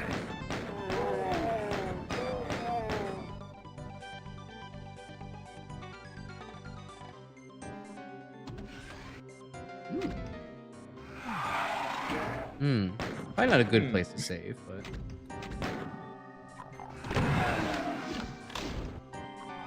Hello, Underhalls. Oh yeah, look, it is Underhalls. Didn't get a good enough look at it on my first peek, but no, this is in fact the sewer, the beginning of Underhalls. Story of Underhalls. Oh, I don't even have a regular shotgun yet. That's why that wasn't there. Oops.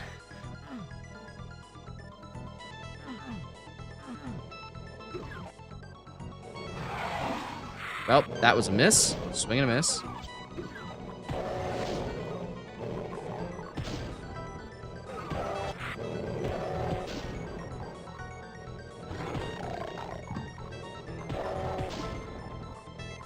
I'll also let you know now, there is a BFG in the map. You probably won't be finding it.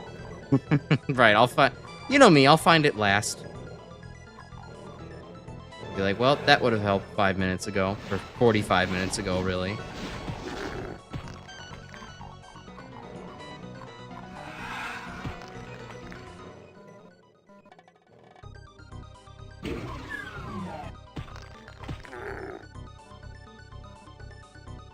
Alright.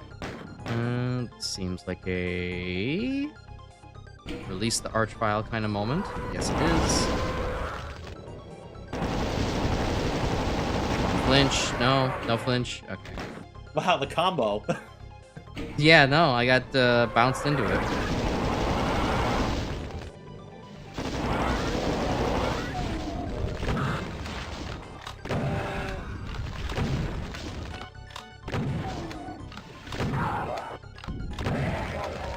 Good time for him to die. Good. Being in Left 4 Dead, you suggest we actually get to play. Yeah, I mean that only make sense. Don't want any weird community servers, anyways. I mean, Valve servers are generally pretty good on their own. They know how to, you know, run. They know how to run servers for their own games. Not like certain companies that begin with the letter N that fucking use technology from 20 years ago and couldn't get a good connection if their fucking stocks depended on it. Nokia. Yeah, it's definitely that one. They also conveniently make handheld bricks. I mean, Nokia did make a gaming console at one point in the past. Oh, they did? What was it? Yeah, ever heard of the N-Gage? Maybe. That kind of sounds vaguely familiar. Oh, no, one of you fuckers. Where'd you go? And I'm getting roasted. Okay. I mean, yeah, I mean, it's a map called Paul's Vile. Why would you not expect Archvile? No, that's fair.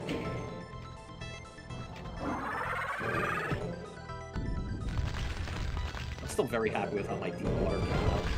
Oh, yeah, no, this actually does look... I mean, well, it's poo-poo water, but it does look very pretty. It conveys the idea very well. This is not working out well. Let's stop dicking around with fist. Yeah, which, a fun fact for anyone who's not in the know on how to make deep water vanilla compatible, you just make a... You just take the layer that you want to use, lower it, don't texture the walls around it, and then just make sure that like the little sliver that's like hugging like the ends of the walls is the same texture, and that's how you get the deep water effect.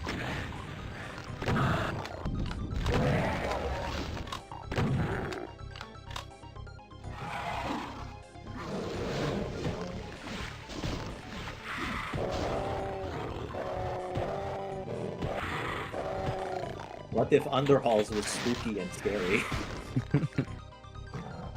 What if there were skeletons and demons and invisible demons?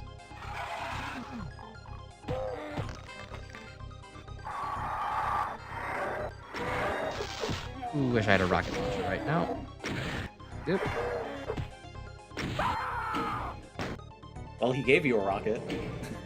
That's kind of okay. I wanted to redo this section anyways because, my god, I lost so much health fighting this file.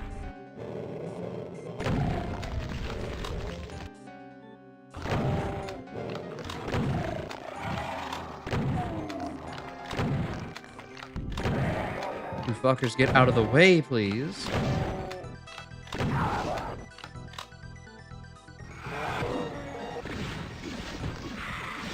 Yeah, I forget how deep I made. I forget if it's either 24 or 25 pixels deep.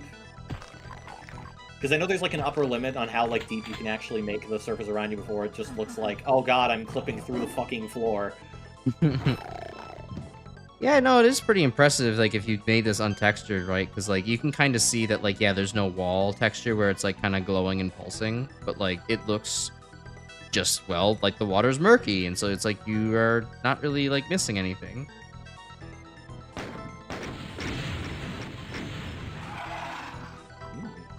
What could that have been? Yeah, I was hoping that would do something more immediately obvious, but I guess we'll just have to wait and see.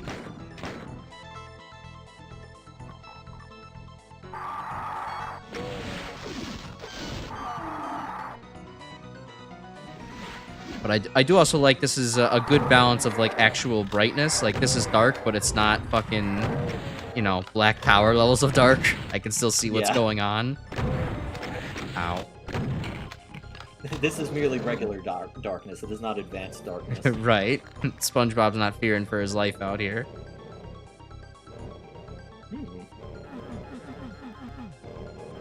What was that deep candle? Oh, there is a deep candle over there. I see there's also like a button behind it or something. Very cool. Something.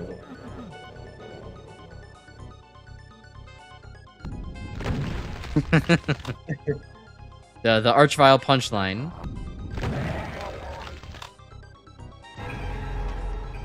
Very nice.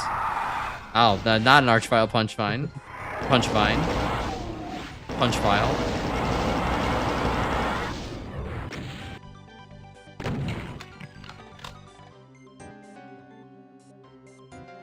I am just realizing that I'm not actually all that out of ammo. It's just that most of my ammo is pistol reserves. Yeah. Yeah, I give you the SSG and the plasma for free, but everything else you got to do a little bit of hunting for. I think that's everything from here. Yeah, it should be. I know, yeah, you're right. I probably could set a hotkey for a quick save. I just literally never remembered to do that. And, my problem is that I also always have the issue of, like, when I have a quick save, like, I have let's say an emulator, I have a save state key going, and I have a, you know, a load state like you're key worried going. you're gonna accidentally hit it and overwrite what you had. I'm not just worried. It happens all the time. Literally anytime I try getting into the groove of that, it always fucking happens, and I lose my progress, like, horribly. There was one instance where the first time I was playing Mother 3, I did that, and because I was actually using the in-game save system for the most part, I fucking got launched back, like, 3 chapters. So, that was, not a great experience for me. So I tend to just use the manual stuff. As I think I've only fucked that up like 2 or 3 times on this, Alright, there's no point in killing those guys. 2 or 3 times on stream before, so. Punch. Without much other ammo, what else am I gonna do?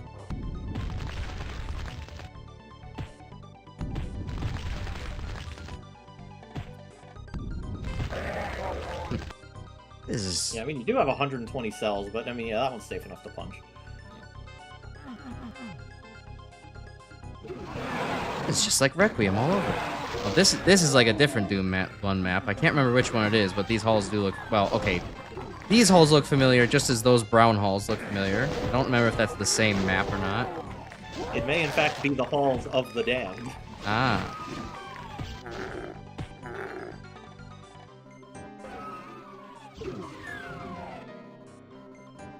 So far, this is both a very cute and very functional mashup of Doom maps. I'm liking it.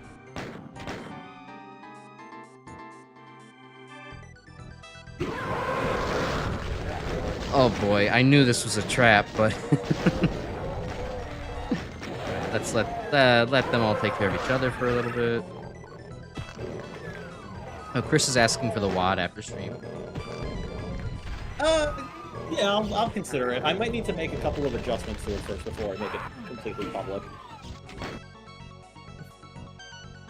No one expects the next file down the hall. Unless you're, you know, anticipating the fact that the map is named Vile Halls, in which case you should anticipate it. So many vials, X would be petrified. I mean, is Vile really the most threatening character in X's Rogues Gallery? He just comes back a lot of times. Yeah. He's just the other man who's literally too angry to die in the series. Die. Oh. I think you might have cornered yourself. A bit. I had my opportunity to leave there and I did not take it.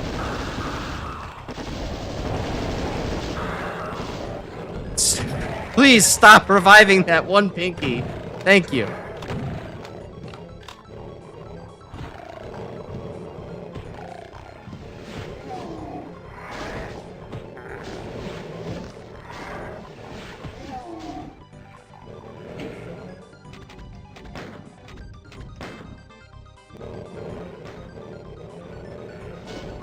How many Artros in the map? I don't remember.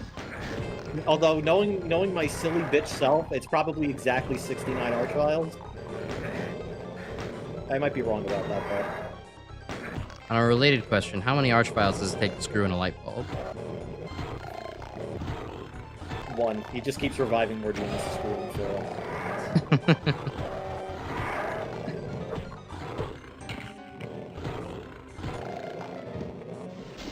Well, at least if you could punch your way out of all of this, there is a Megasphere waiting for you in that one room. That is true.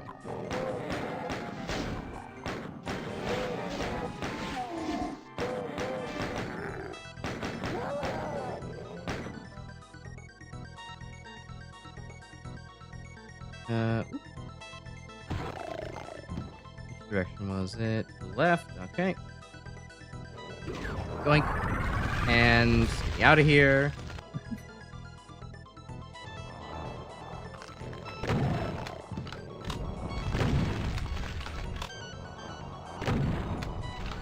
And yes, I do see the one very obvious door behind the candelabra there. I will remember that for later.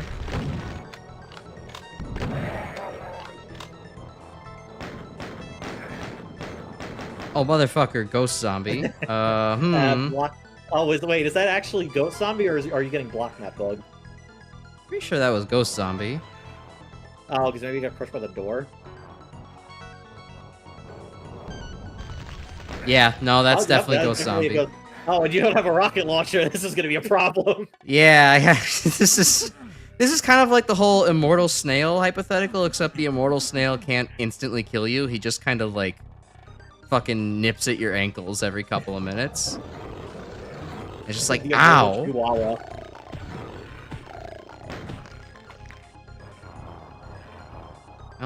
now I really have to find a rocket launcher ASAP. So funny because I've played this map so many times. I've never seen a fucking ghost monster thing happen in this map.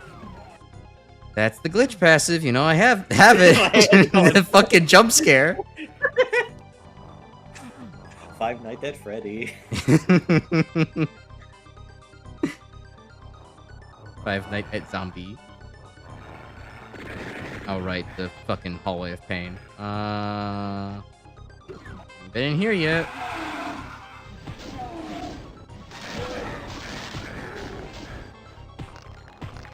Ammo being so precious on this damn map. Okay. Ooh, 3 switches, which will open the door. There's an invuln. Fuck it, press all of them. And accidentally grab the supercharge.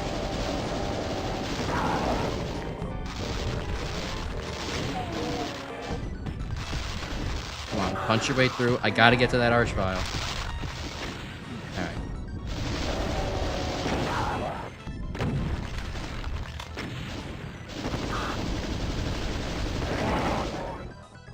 Go. Also, fun fact, if you wanted to know the correct switch to hit to open the just the invuln, the ceiling textures provide a clue. There is, in fact, an arrow on that. Nice.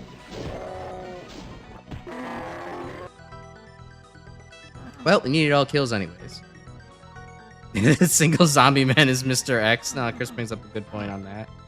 Oh, actually, wait a minute. I think this... Oh, yeah, the zombie man fucking died because of the archvile blast. Did he? Yeah, I mean, look, he's in the fucking room. He's in the room you were just in. Yeah, there he is, right there. Oh, that's too good. Sometimes I love it when problems take care of themselves. Vial's most helpful. Also, yeah, I guess, yeah, you should probably just leave them for now until you get more resources. Yeah, this room I might need to poke my head into.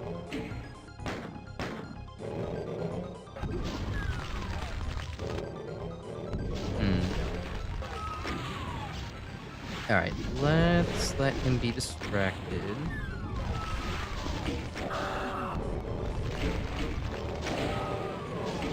I'm certainly pressing shit. They raised the computer so that way you can block the archvile blast.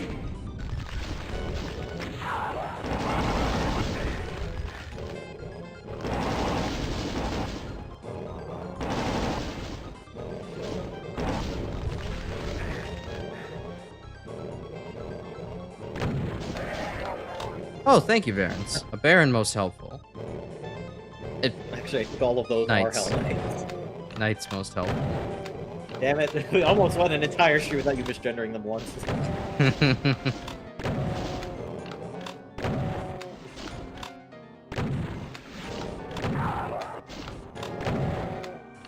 I always feel like, I don't know, I always feel like I'm in a state of fever when I'm playing Doom for some reason. I just let the flow state take over and I stop thinking very accurately. Ultra Sleep Instinct. Yeah.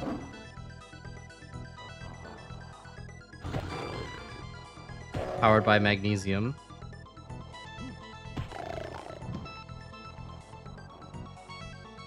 I'm not punching you, Kako. I'm not punching you. I'm not touching you. Is this bugging you? I'm not touching you. I swear I did manage to get one of those to land without waking him up. Well, either way, it's not a good idea anymore.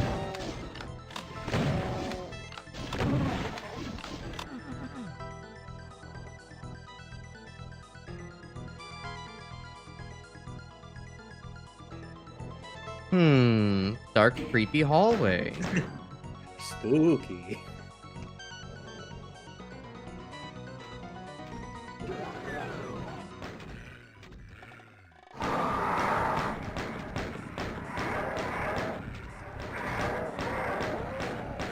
Oh yeah, and then the moving barrier is another reference to one of the Doom 1 maps. It's actually referencing Focus from Doom 2. Ah.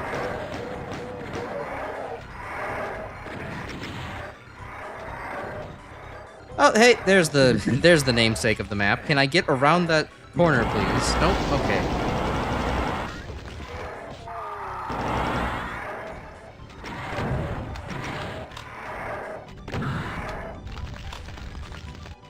Alright, well, he is the fastest, so he'll make his way over here.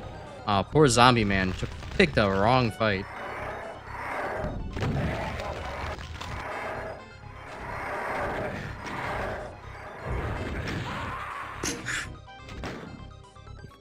Not a great strategy.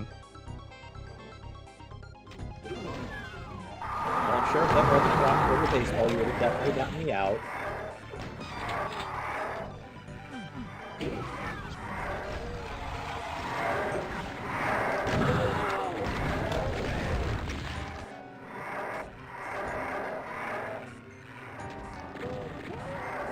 Alright, just wait for him to navigate over here. Okay.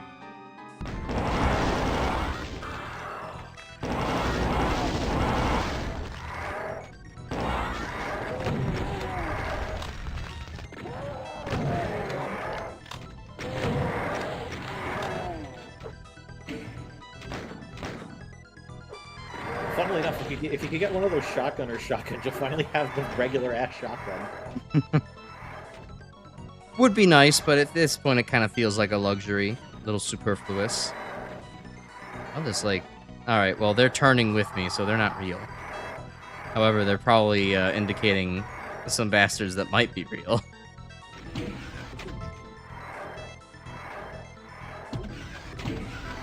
So actually, this is a tutorial room for a specific...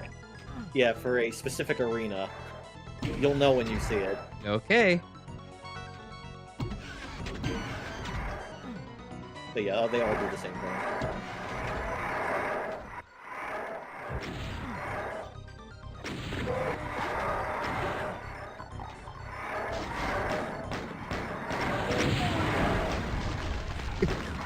The fucking door closes at just the right time.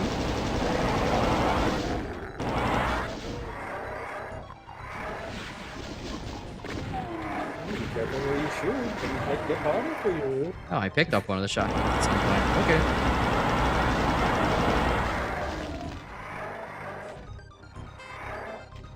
And there's another one.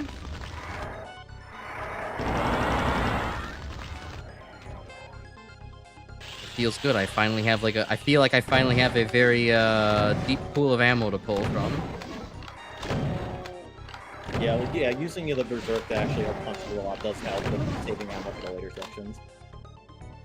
Well, I was doing it because I didn't exactly have much ammo to begin with back there.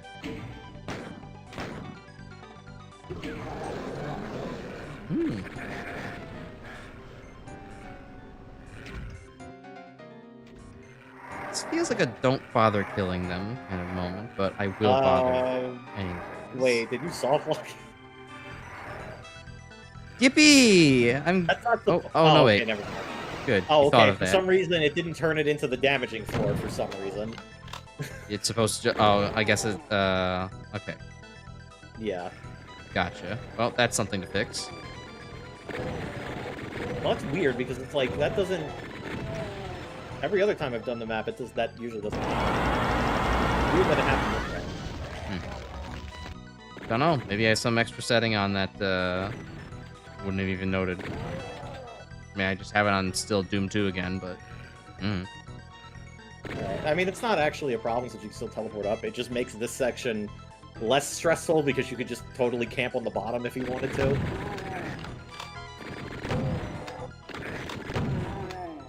Yeah, I'm sure you could surmise the whole gimmick is to not accidentally blow up the barrel, so you have to deal with more archviles. Right.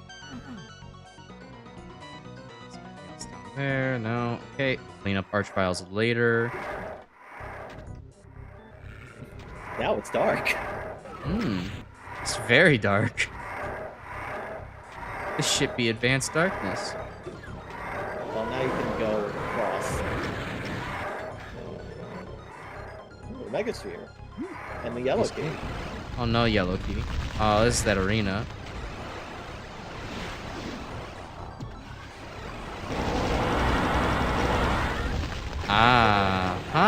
Okay. That's an interesting concept. That's a fair bit for me to juggle, but I do like the idea of just wanting to perpetually lower the archviles to kind of keep them off your tail. Yeah, it's deal with everything spawning in the chamber while keeping the archviles at bay.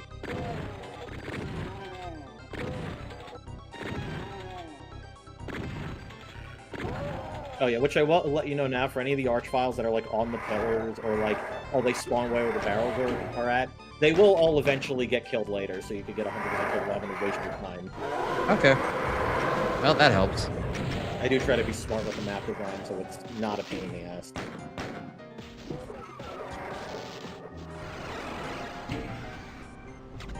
Yeah, they did give plenty of plasma and shells to us, so kind of go nuts.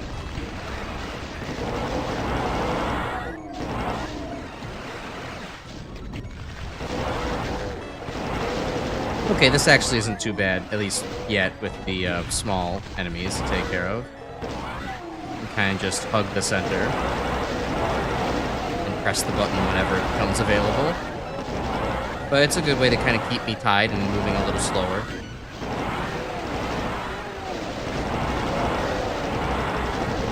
It's like those tasks that are fundamentally easy, but it's like you also have to do it while like babysitting a fucking cat or something like that too. It's like Five Nights at Freddy too. With the music box. The music box gotta lower the fucking hit the blood pillars so the archviles don't get you.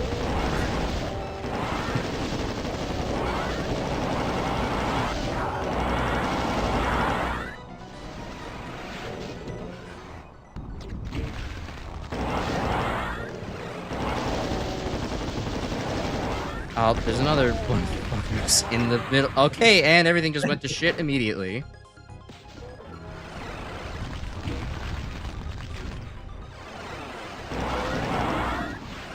The Rev Room reminds you of one section from Occuplock, says Chris. Which section? I'm not remembering. I'm not sure myself. The whole thing goes on for so long. But I can tell you it was not intentionally inspired by Occuplock. I think I made the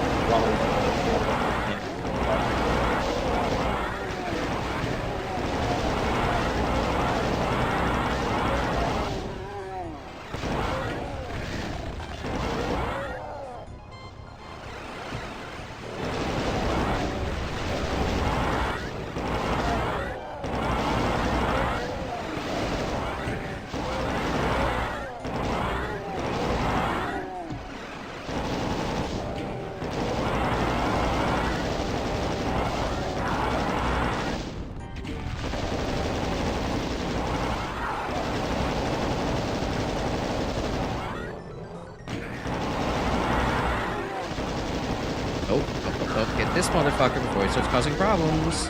It's causing problems.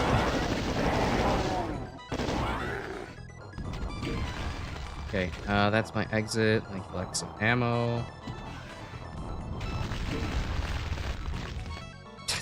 That felt really close. They were ready for my ass.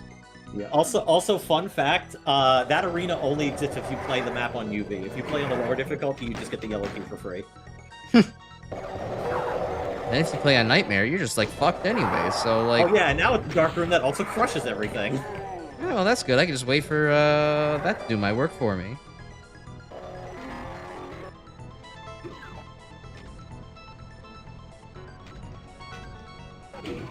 Oh. Well, now crush me too if I'm not careful. Well, that wasn't careful enough. Neither was that.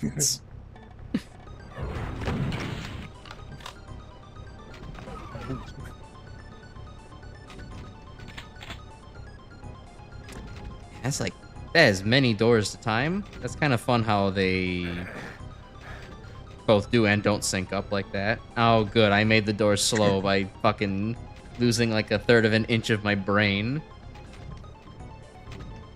Yay. It's taking longer. Yay, partial frontal lobotomy. Ooh, full frontal lobotomy. Yippee! There was fucking no reason for me to look at any of these. Yeah, those are just the rooms that have all the fucking Hell Knights and other guys on the second pass.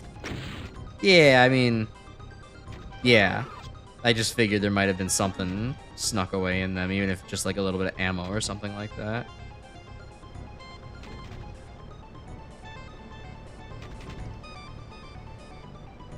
Well, to the yellow door. Ow. Also wrong way.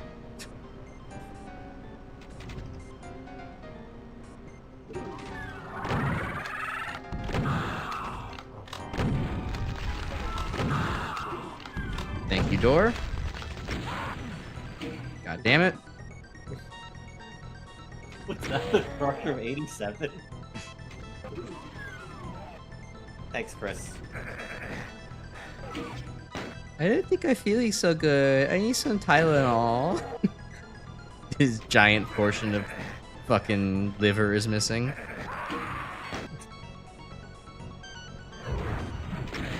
Fuck off! Really? Wow. Man, I'm so fucking happy that we're closing it out with this. This map is giving a lot of fucking entertaining moments. I still think the fucking ghost zombie was the funniest thing here so far. Yeah, it was pretty good. Oh, we're back here. Oh, that's not so lovely. And this is what you generally save the rat suit for.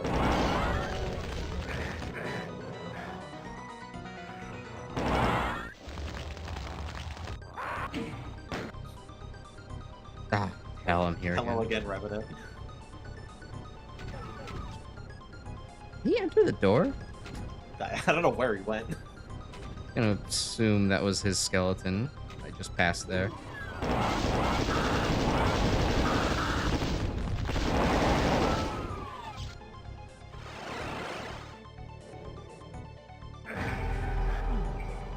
Good. Now let's just let everybody come to me.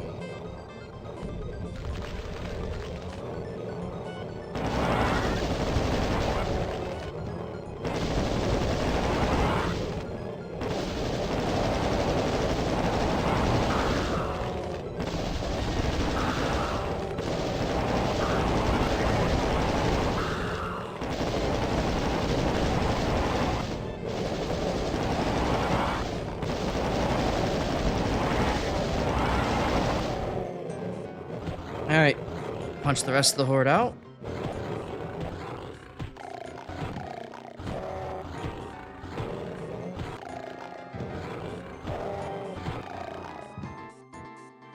Also, I think the places where they spawn might have some bonus ammo in them, so you can get them while you still have your rad suit. Yep. Oop. Not forever.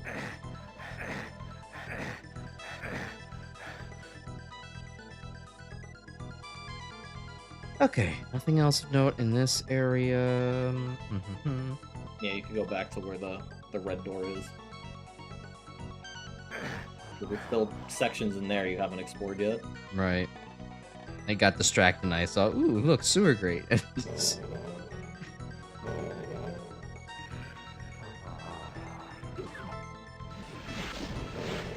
Alright, I had no ammo when it was time for this area.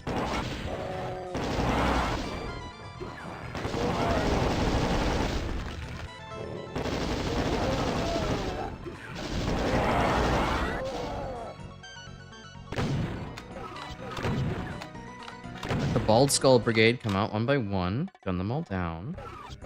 Big comic book style explosion in the floor. Ooh. A rocket cache, nice.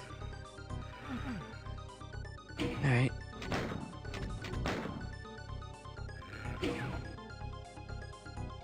No Archvile teleporting in from that? Okay. I've come to expect them from everything now. Maybe from this one. Yeah, secret button, it did something. Check the kill count. 320. Might need a second.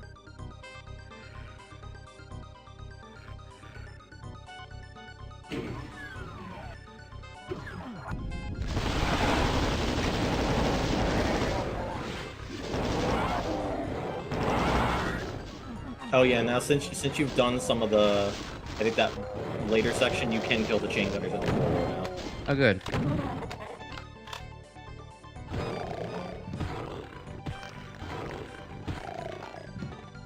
I was gonna try. I'm here and again anyways. Yeah, so that is essentially, so you know how Hunted had that one thing where it's like, oh, you take the wrong exit and you get like the 4 Archviles that you have to kill. Yeah. Well, that one secret switch was like, if you don't hit it, then there's 8 Archviles at the end that'll just kill you. Oh, okay. Cool. Glad I found it then.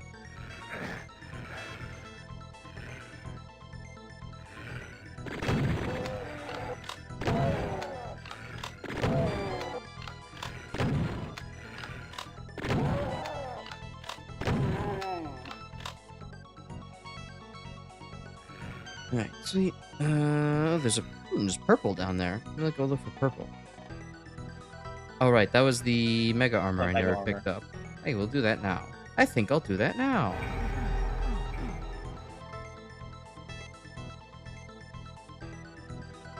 Still plenty to left to explore, judging by the map, though. True. Something I have to figure out how to open first. I haven't pressed any of these faces yet. Surely one of those will do something.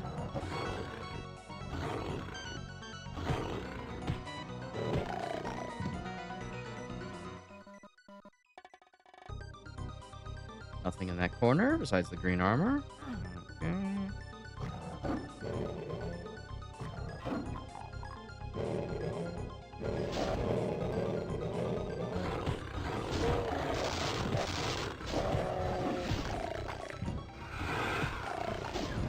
If I had to say anything maybe a little negative so far, is that this area with all the brown feels like maybe a little large.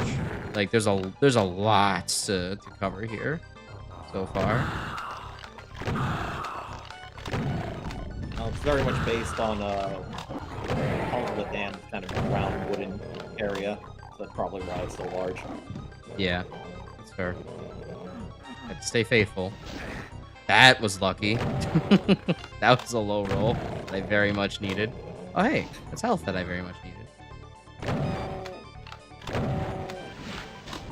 Oh, my hand is starting to hurt from all the Doom playing. It doesn't help that I'm still kind of a little bit low in my chair. I did order a fucking like booster seat over the yesterday, so I have to wait for that to arrive now. Though a little less of a booster seat and more giant memory foam block with I also ordering also a separate cushion case to shove it into. Apparently my chair was just too big for standard sizes, so I had to order a non-standard something. Yeah, I think it's also the map is designed in such a way that if you visit certain areas, it opens like other areas up as shortcuts, so like you can kind of go through this in like a couple different ways. Hmm. Oh. Okay. Like, yeah, all right. like this maze room, you can come from like a completely different angle.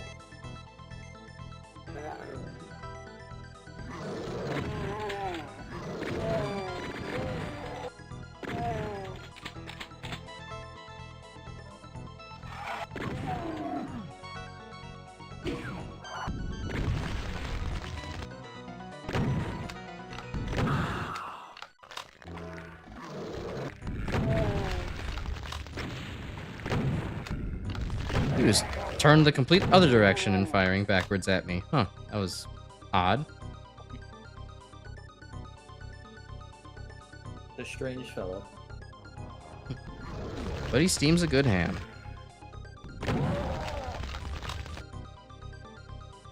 Also, wow, finally, I have a chain gun now. I should have come here a lot earlier.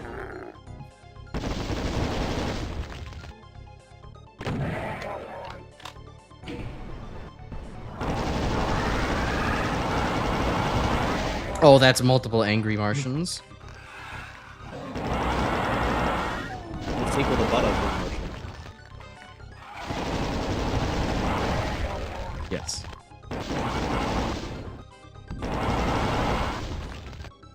Oh, it was the partial invisibility that was making him go weird. That's right. It does that. Or Multiple Angry Martians is in fact a spacefaring version of the courtroom drama.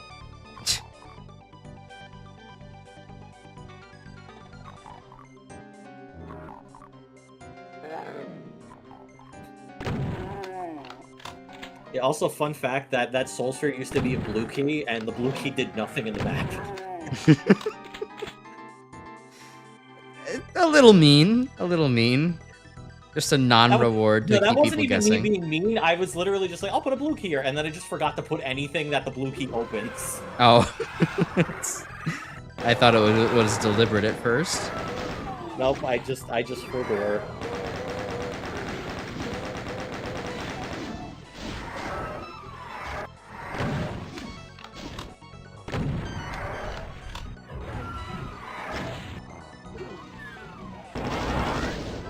Well, all those shots got wasted.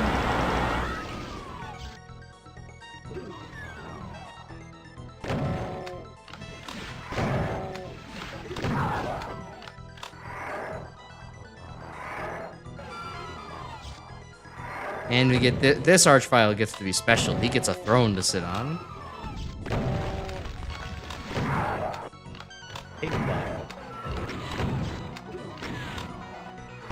King Vile of Fuck Mountain.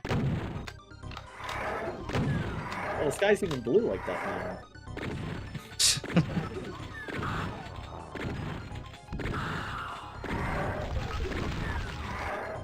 Man, it could have been so much more. I feel like it would have been so much more thematically appropriate if you played this after Definitely. Yeah, but I wouldn't have been in the mood to appreciate anything, so it's perhaps for the best that we didn't. Archvile of the Blood Pond, what is your wisdom? He has no wisdom. He is now dead. As the once great sage Homer Simpson said, if he's so smart, how come he's dead? Just hoover up all these items and waste them. There sure is one obligatory long final level. Yeah, I mean, with 420 monsters, it is fairly long, but it is it's only up to 36 minutes. Chris's submission took longer, actually. Oh. Just silly one-tile stairs. Well, these have to lead to something. No way they don't lead to anything. They do, but not in the way you're thinking. Hmm.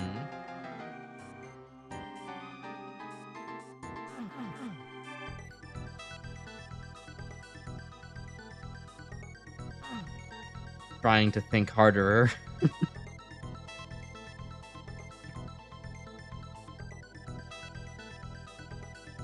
Yes, I did see that Dean of Doom is doing a season 4. It is going to be his last season, though, from what I understand. But I'm going to be looking forward to it. Not seeing anything to shoot up here.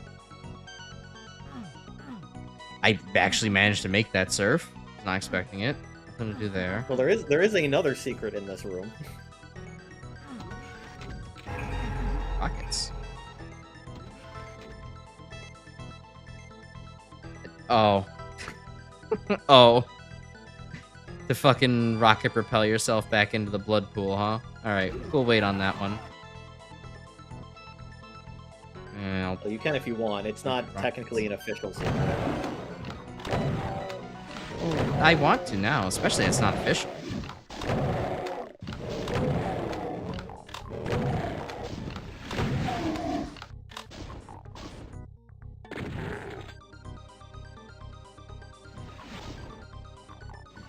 Mount Pain has burnout just like you, Chris. Mount Pain? What? Are we talking about the... Dina Doom. Oh, okay.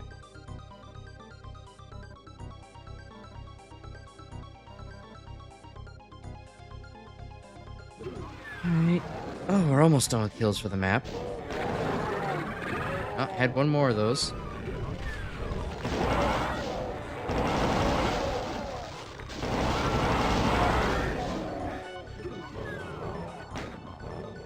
Oh wait, that's right. The kill count's also like inflated, probably.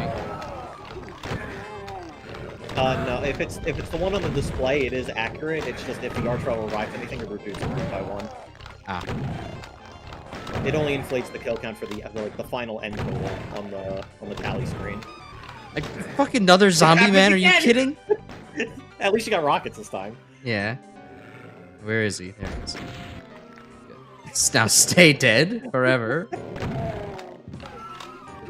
I don't know why I'm so good at fucking making random ghosts appear. It happened to me too while I was playing like one of those earlier Alien Vendetta maps too. On my own. Like, I don't know, map like 10 or something. Okay. Let's see. This seems like a... Oh no, that'll reconnect back there, so... Just go on through. Oh, chainsaw. How lovely. Now that definitely seems like there's a connection there. Yeah, you gotta activate it from the other side. I think that's what the teleporter's for. Okay. Well, let's take this opportunity to blast myself.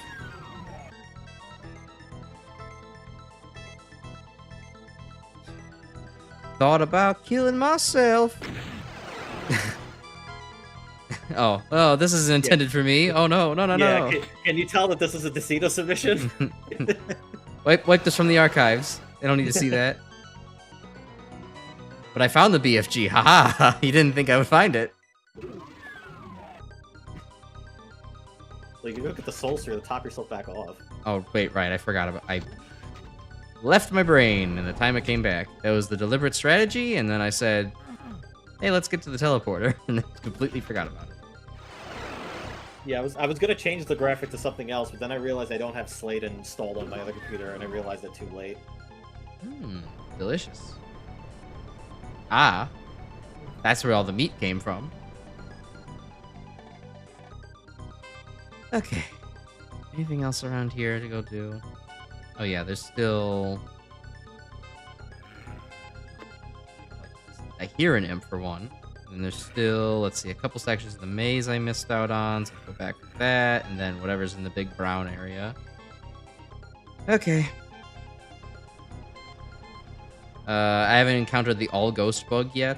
It's when you shoot through too many objects all at the same time that it gets rid of everything's collision. Yeah, that I did encounter that when I was playing Nuts on my own. Which, that is pretty much the most typical place you could probably ever experience that. But I haven't encountered it in a more normal map.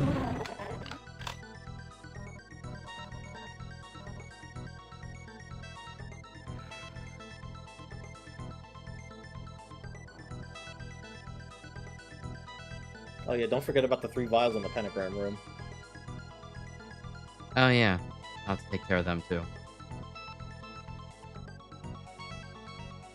Well, let's just look through the rest of the halls here.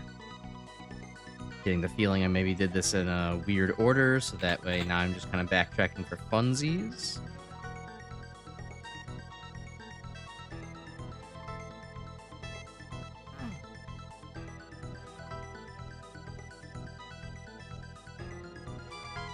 And you know what? In a way, I was actually right in 2 times. I found the BFG like at the very end when I didn't need it anymore. Well, maybe not needed at all anymore, but for the most part, after it, most of the enemies are gone. So there's a hit scanner that you alerted. I don't know where he is though. Yeah. Oh, there he is. Cool. Thought I heard some grunting around here. Oh, hold on. There's one more corner I haven't looked at yet. Awesome.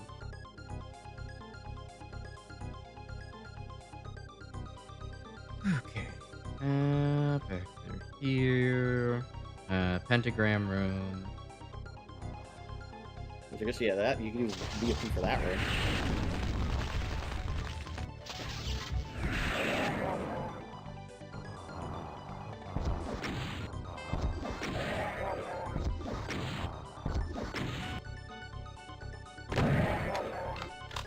Cool.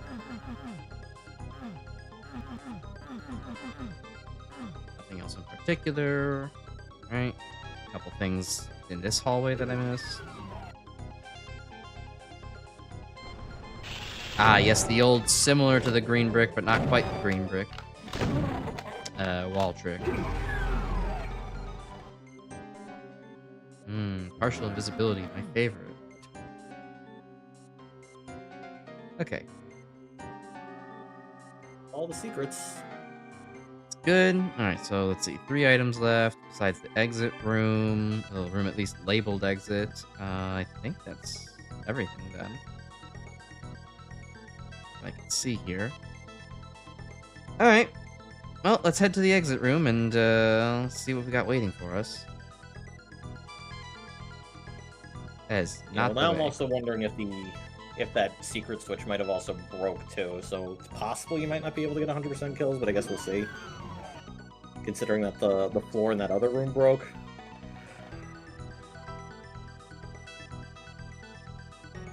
Yeah, because I don't think I remember getting any kills off of that, pressing that switch like you said I would.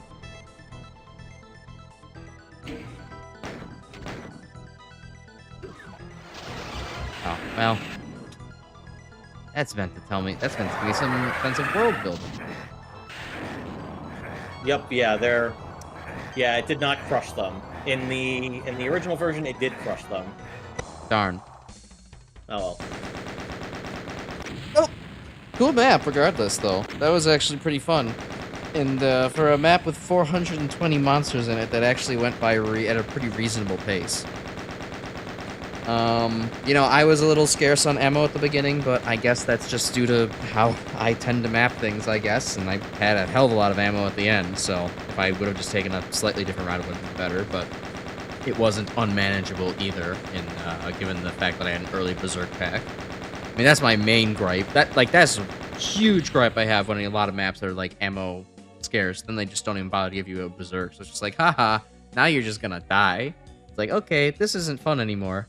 But this was different than that, so that was good. Had a lot of neat references. The deep water part was really cool. Because that was just a nice graphical touch to things.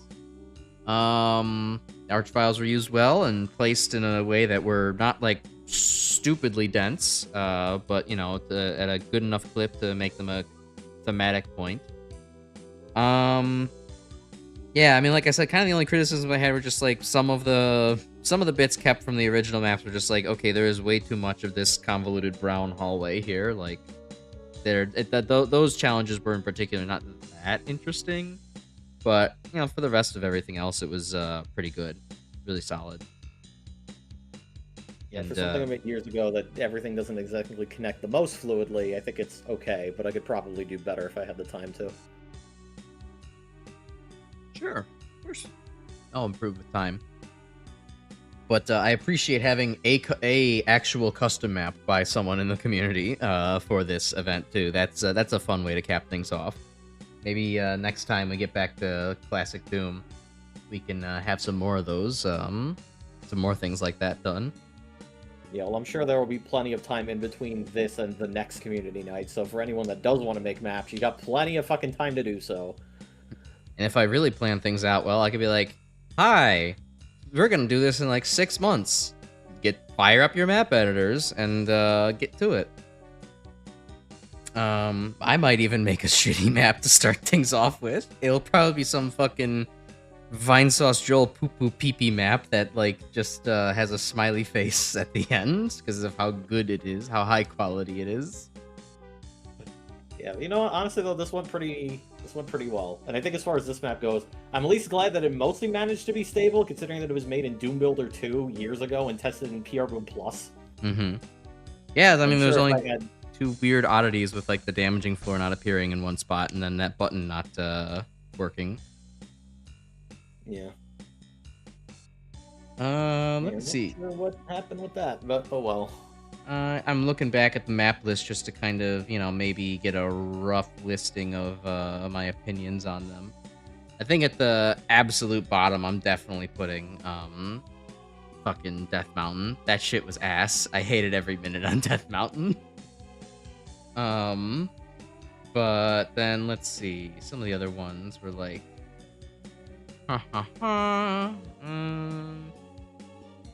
wasn't super into the I believe that was no, it was Equinox I wasn't really into. That was probably up after Death Mountain. There was just, it was a cool idea for a, you know, hunted type map, but it was also like, I need a little bit more ammo to work with here. I need some wiggle room. Probably say that mine probably did the concept for that, but a little bit better since you actually get ammo. Yeah, quite a bit better actually, and it spaced it out with more challenges that were not just here's an arch file every 5 seconds. Yeah, right. I'll take it. Yeah, I mean it just had way more to it. Your map was a lot better than that. Then let's see, what else would I do? I mean, I don't think I'm gonna rank everything in precision here, but like, let's see. Ancient Aliens was cool. That was like, I guess, towards like the middle up half of like the maps that we played. Red Zone, I don't remember too much of it, so that was the Star Fox one. Oh yeah, that one was pretty cool. Mostly hit scan, yeah. I think it was middle of the pack, just because it was a little bit lengthy, but you know, it was fun with actually having some custom enemies in there. I did like that one. Actually, yeah, that I probably could have picked a better one. I just wanted to pick one that I thought would be a little bit simple, because I think at that point I was still kind of unsure skill level wise how would this go. I think going forward I'll just take whatever. Okay. Time Gate was all right. Nullith Precinct was like, you know, fine. Doom cute. It was, I think, a little bit lower on the end just because it was, you know, one of the easier maps, all things considered. Obsidian was really high. That was a really cool map. I'm glad Kaiju Punk suggested that one. Yeah, it's really fucking cool WAD. It's a definite, again, a lot more abstract than you'd get out of your typical Doom WAD. And unfortunately, a lot of the stuff in there I don't think was too super typically fit the kind of thing that we're doing for this, but I'm glad I could at least find one map to kind of demonstrate it, because yeah, really fucking cool map pack. Let's see. Brainlet Submissions, Magnetic Force Apparatus. That one was definitely lower for me. I was getting lost so badly in that map. Which is funny because it was like compact as hell. It was too compact and there was too many details in the hallways. It was just like throwing me off. I don't know. Bro got lost in his New York apartment. Basically. Road to Hades, Death Dome Blind. That was an alright submission. I wasn't too into the kind of spooky spooky Doom map aspect beginning, but it was there's some decent challenges. Although I didn't like that one fucking Archvile graveyard lot because it was just unclear what was causing every Archvile to pop up at once. But there were some cool aspects to that too. Equinox map 10. No, I thought we already talked about that one. Hatred from Requiem, which was the final Kasali map. Yeah, I don't remember much from that one. Refresh me a little bit. The Blood Fountain of Ghost Nazis. Oh, okay, yeah, that one was pretty cool then. Although I whiffed it on the fucking Cyber Demons in the outro so hard. I don't know what was wrong with me that day.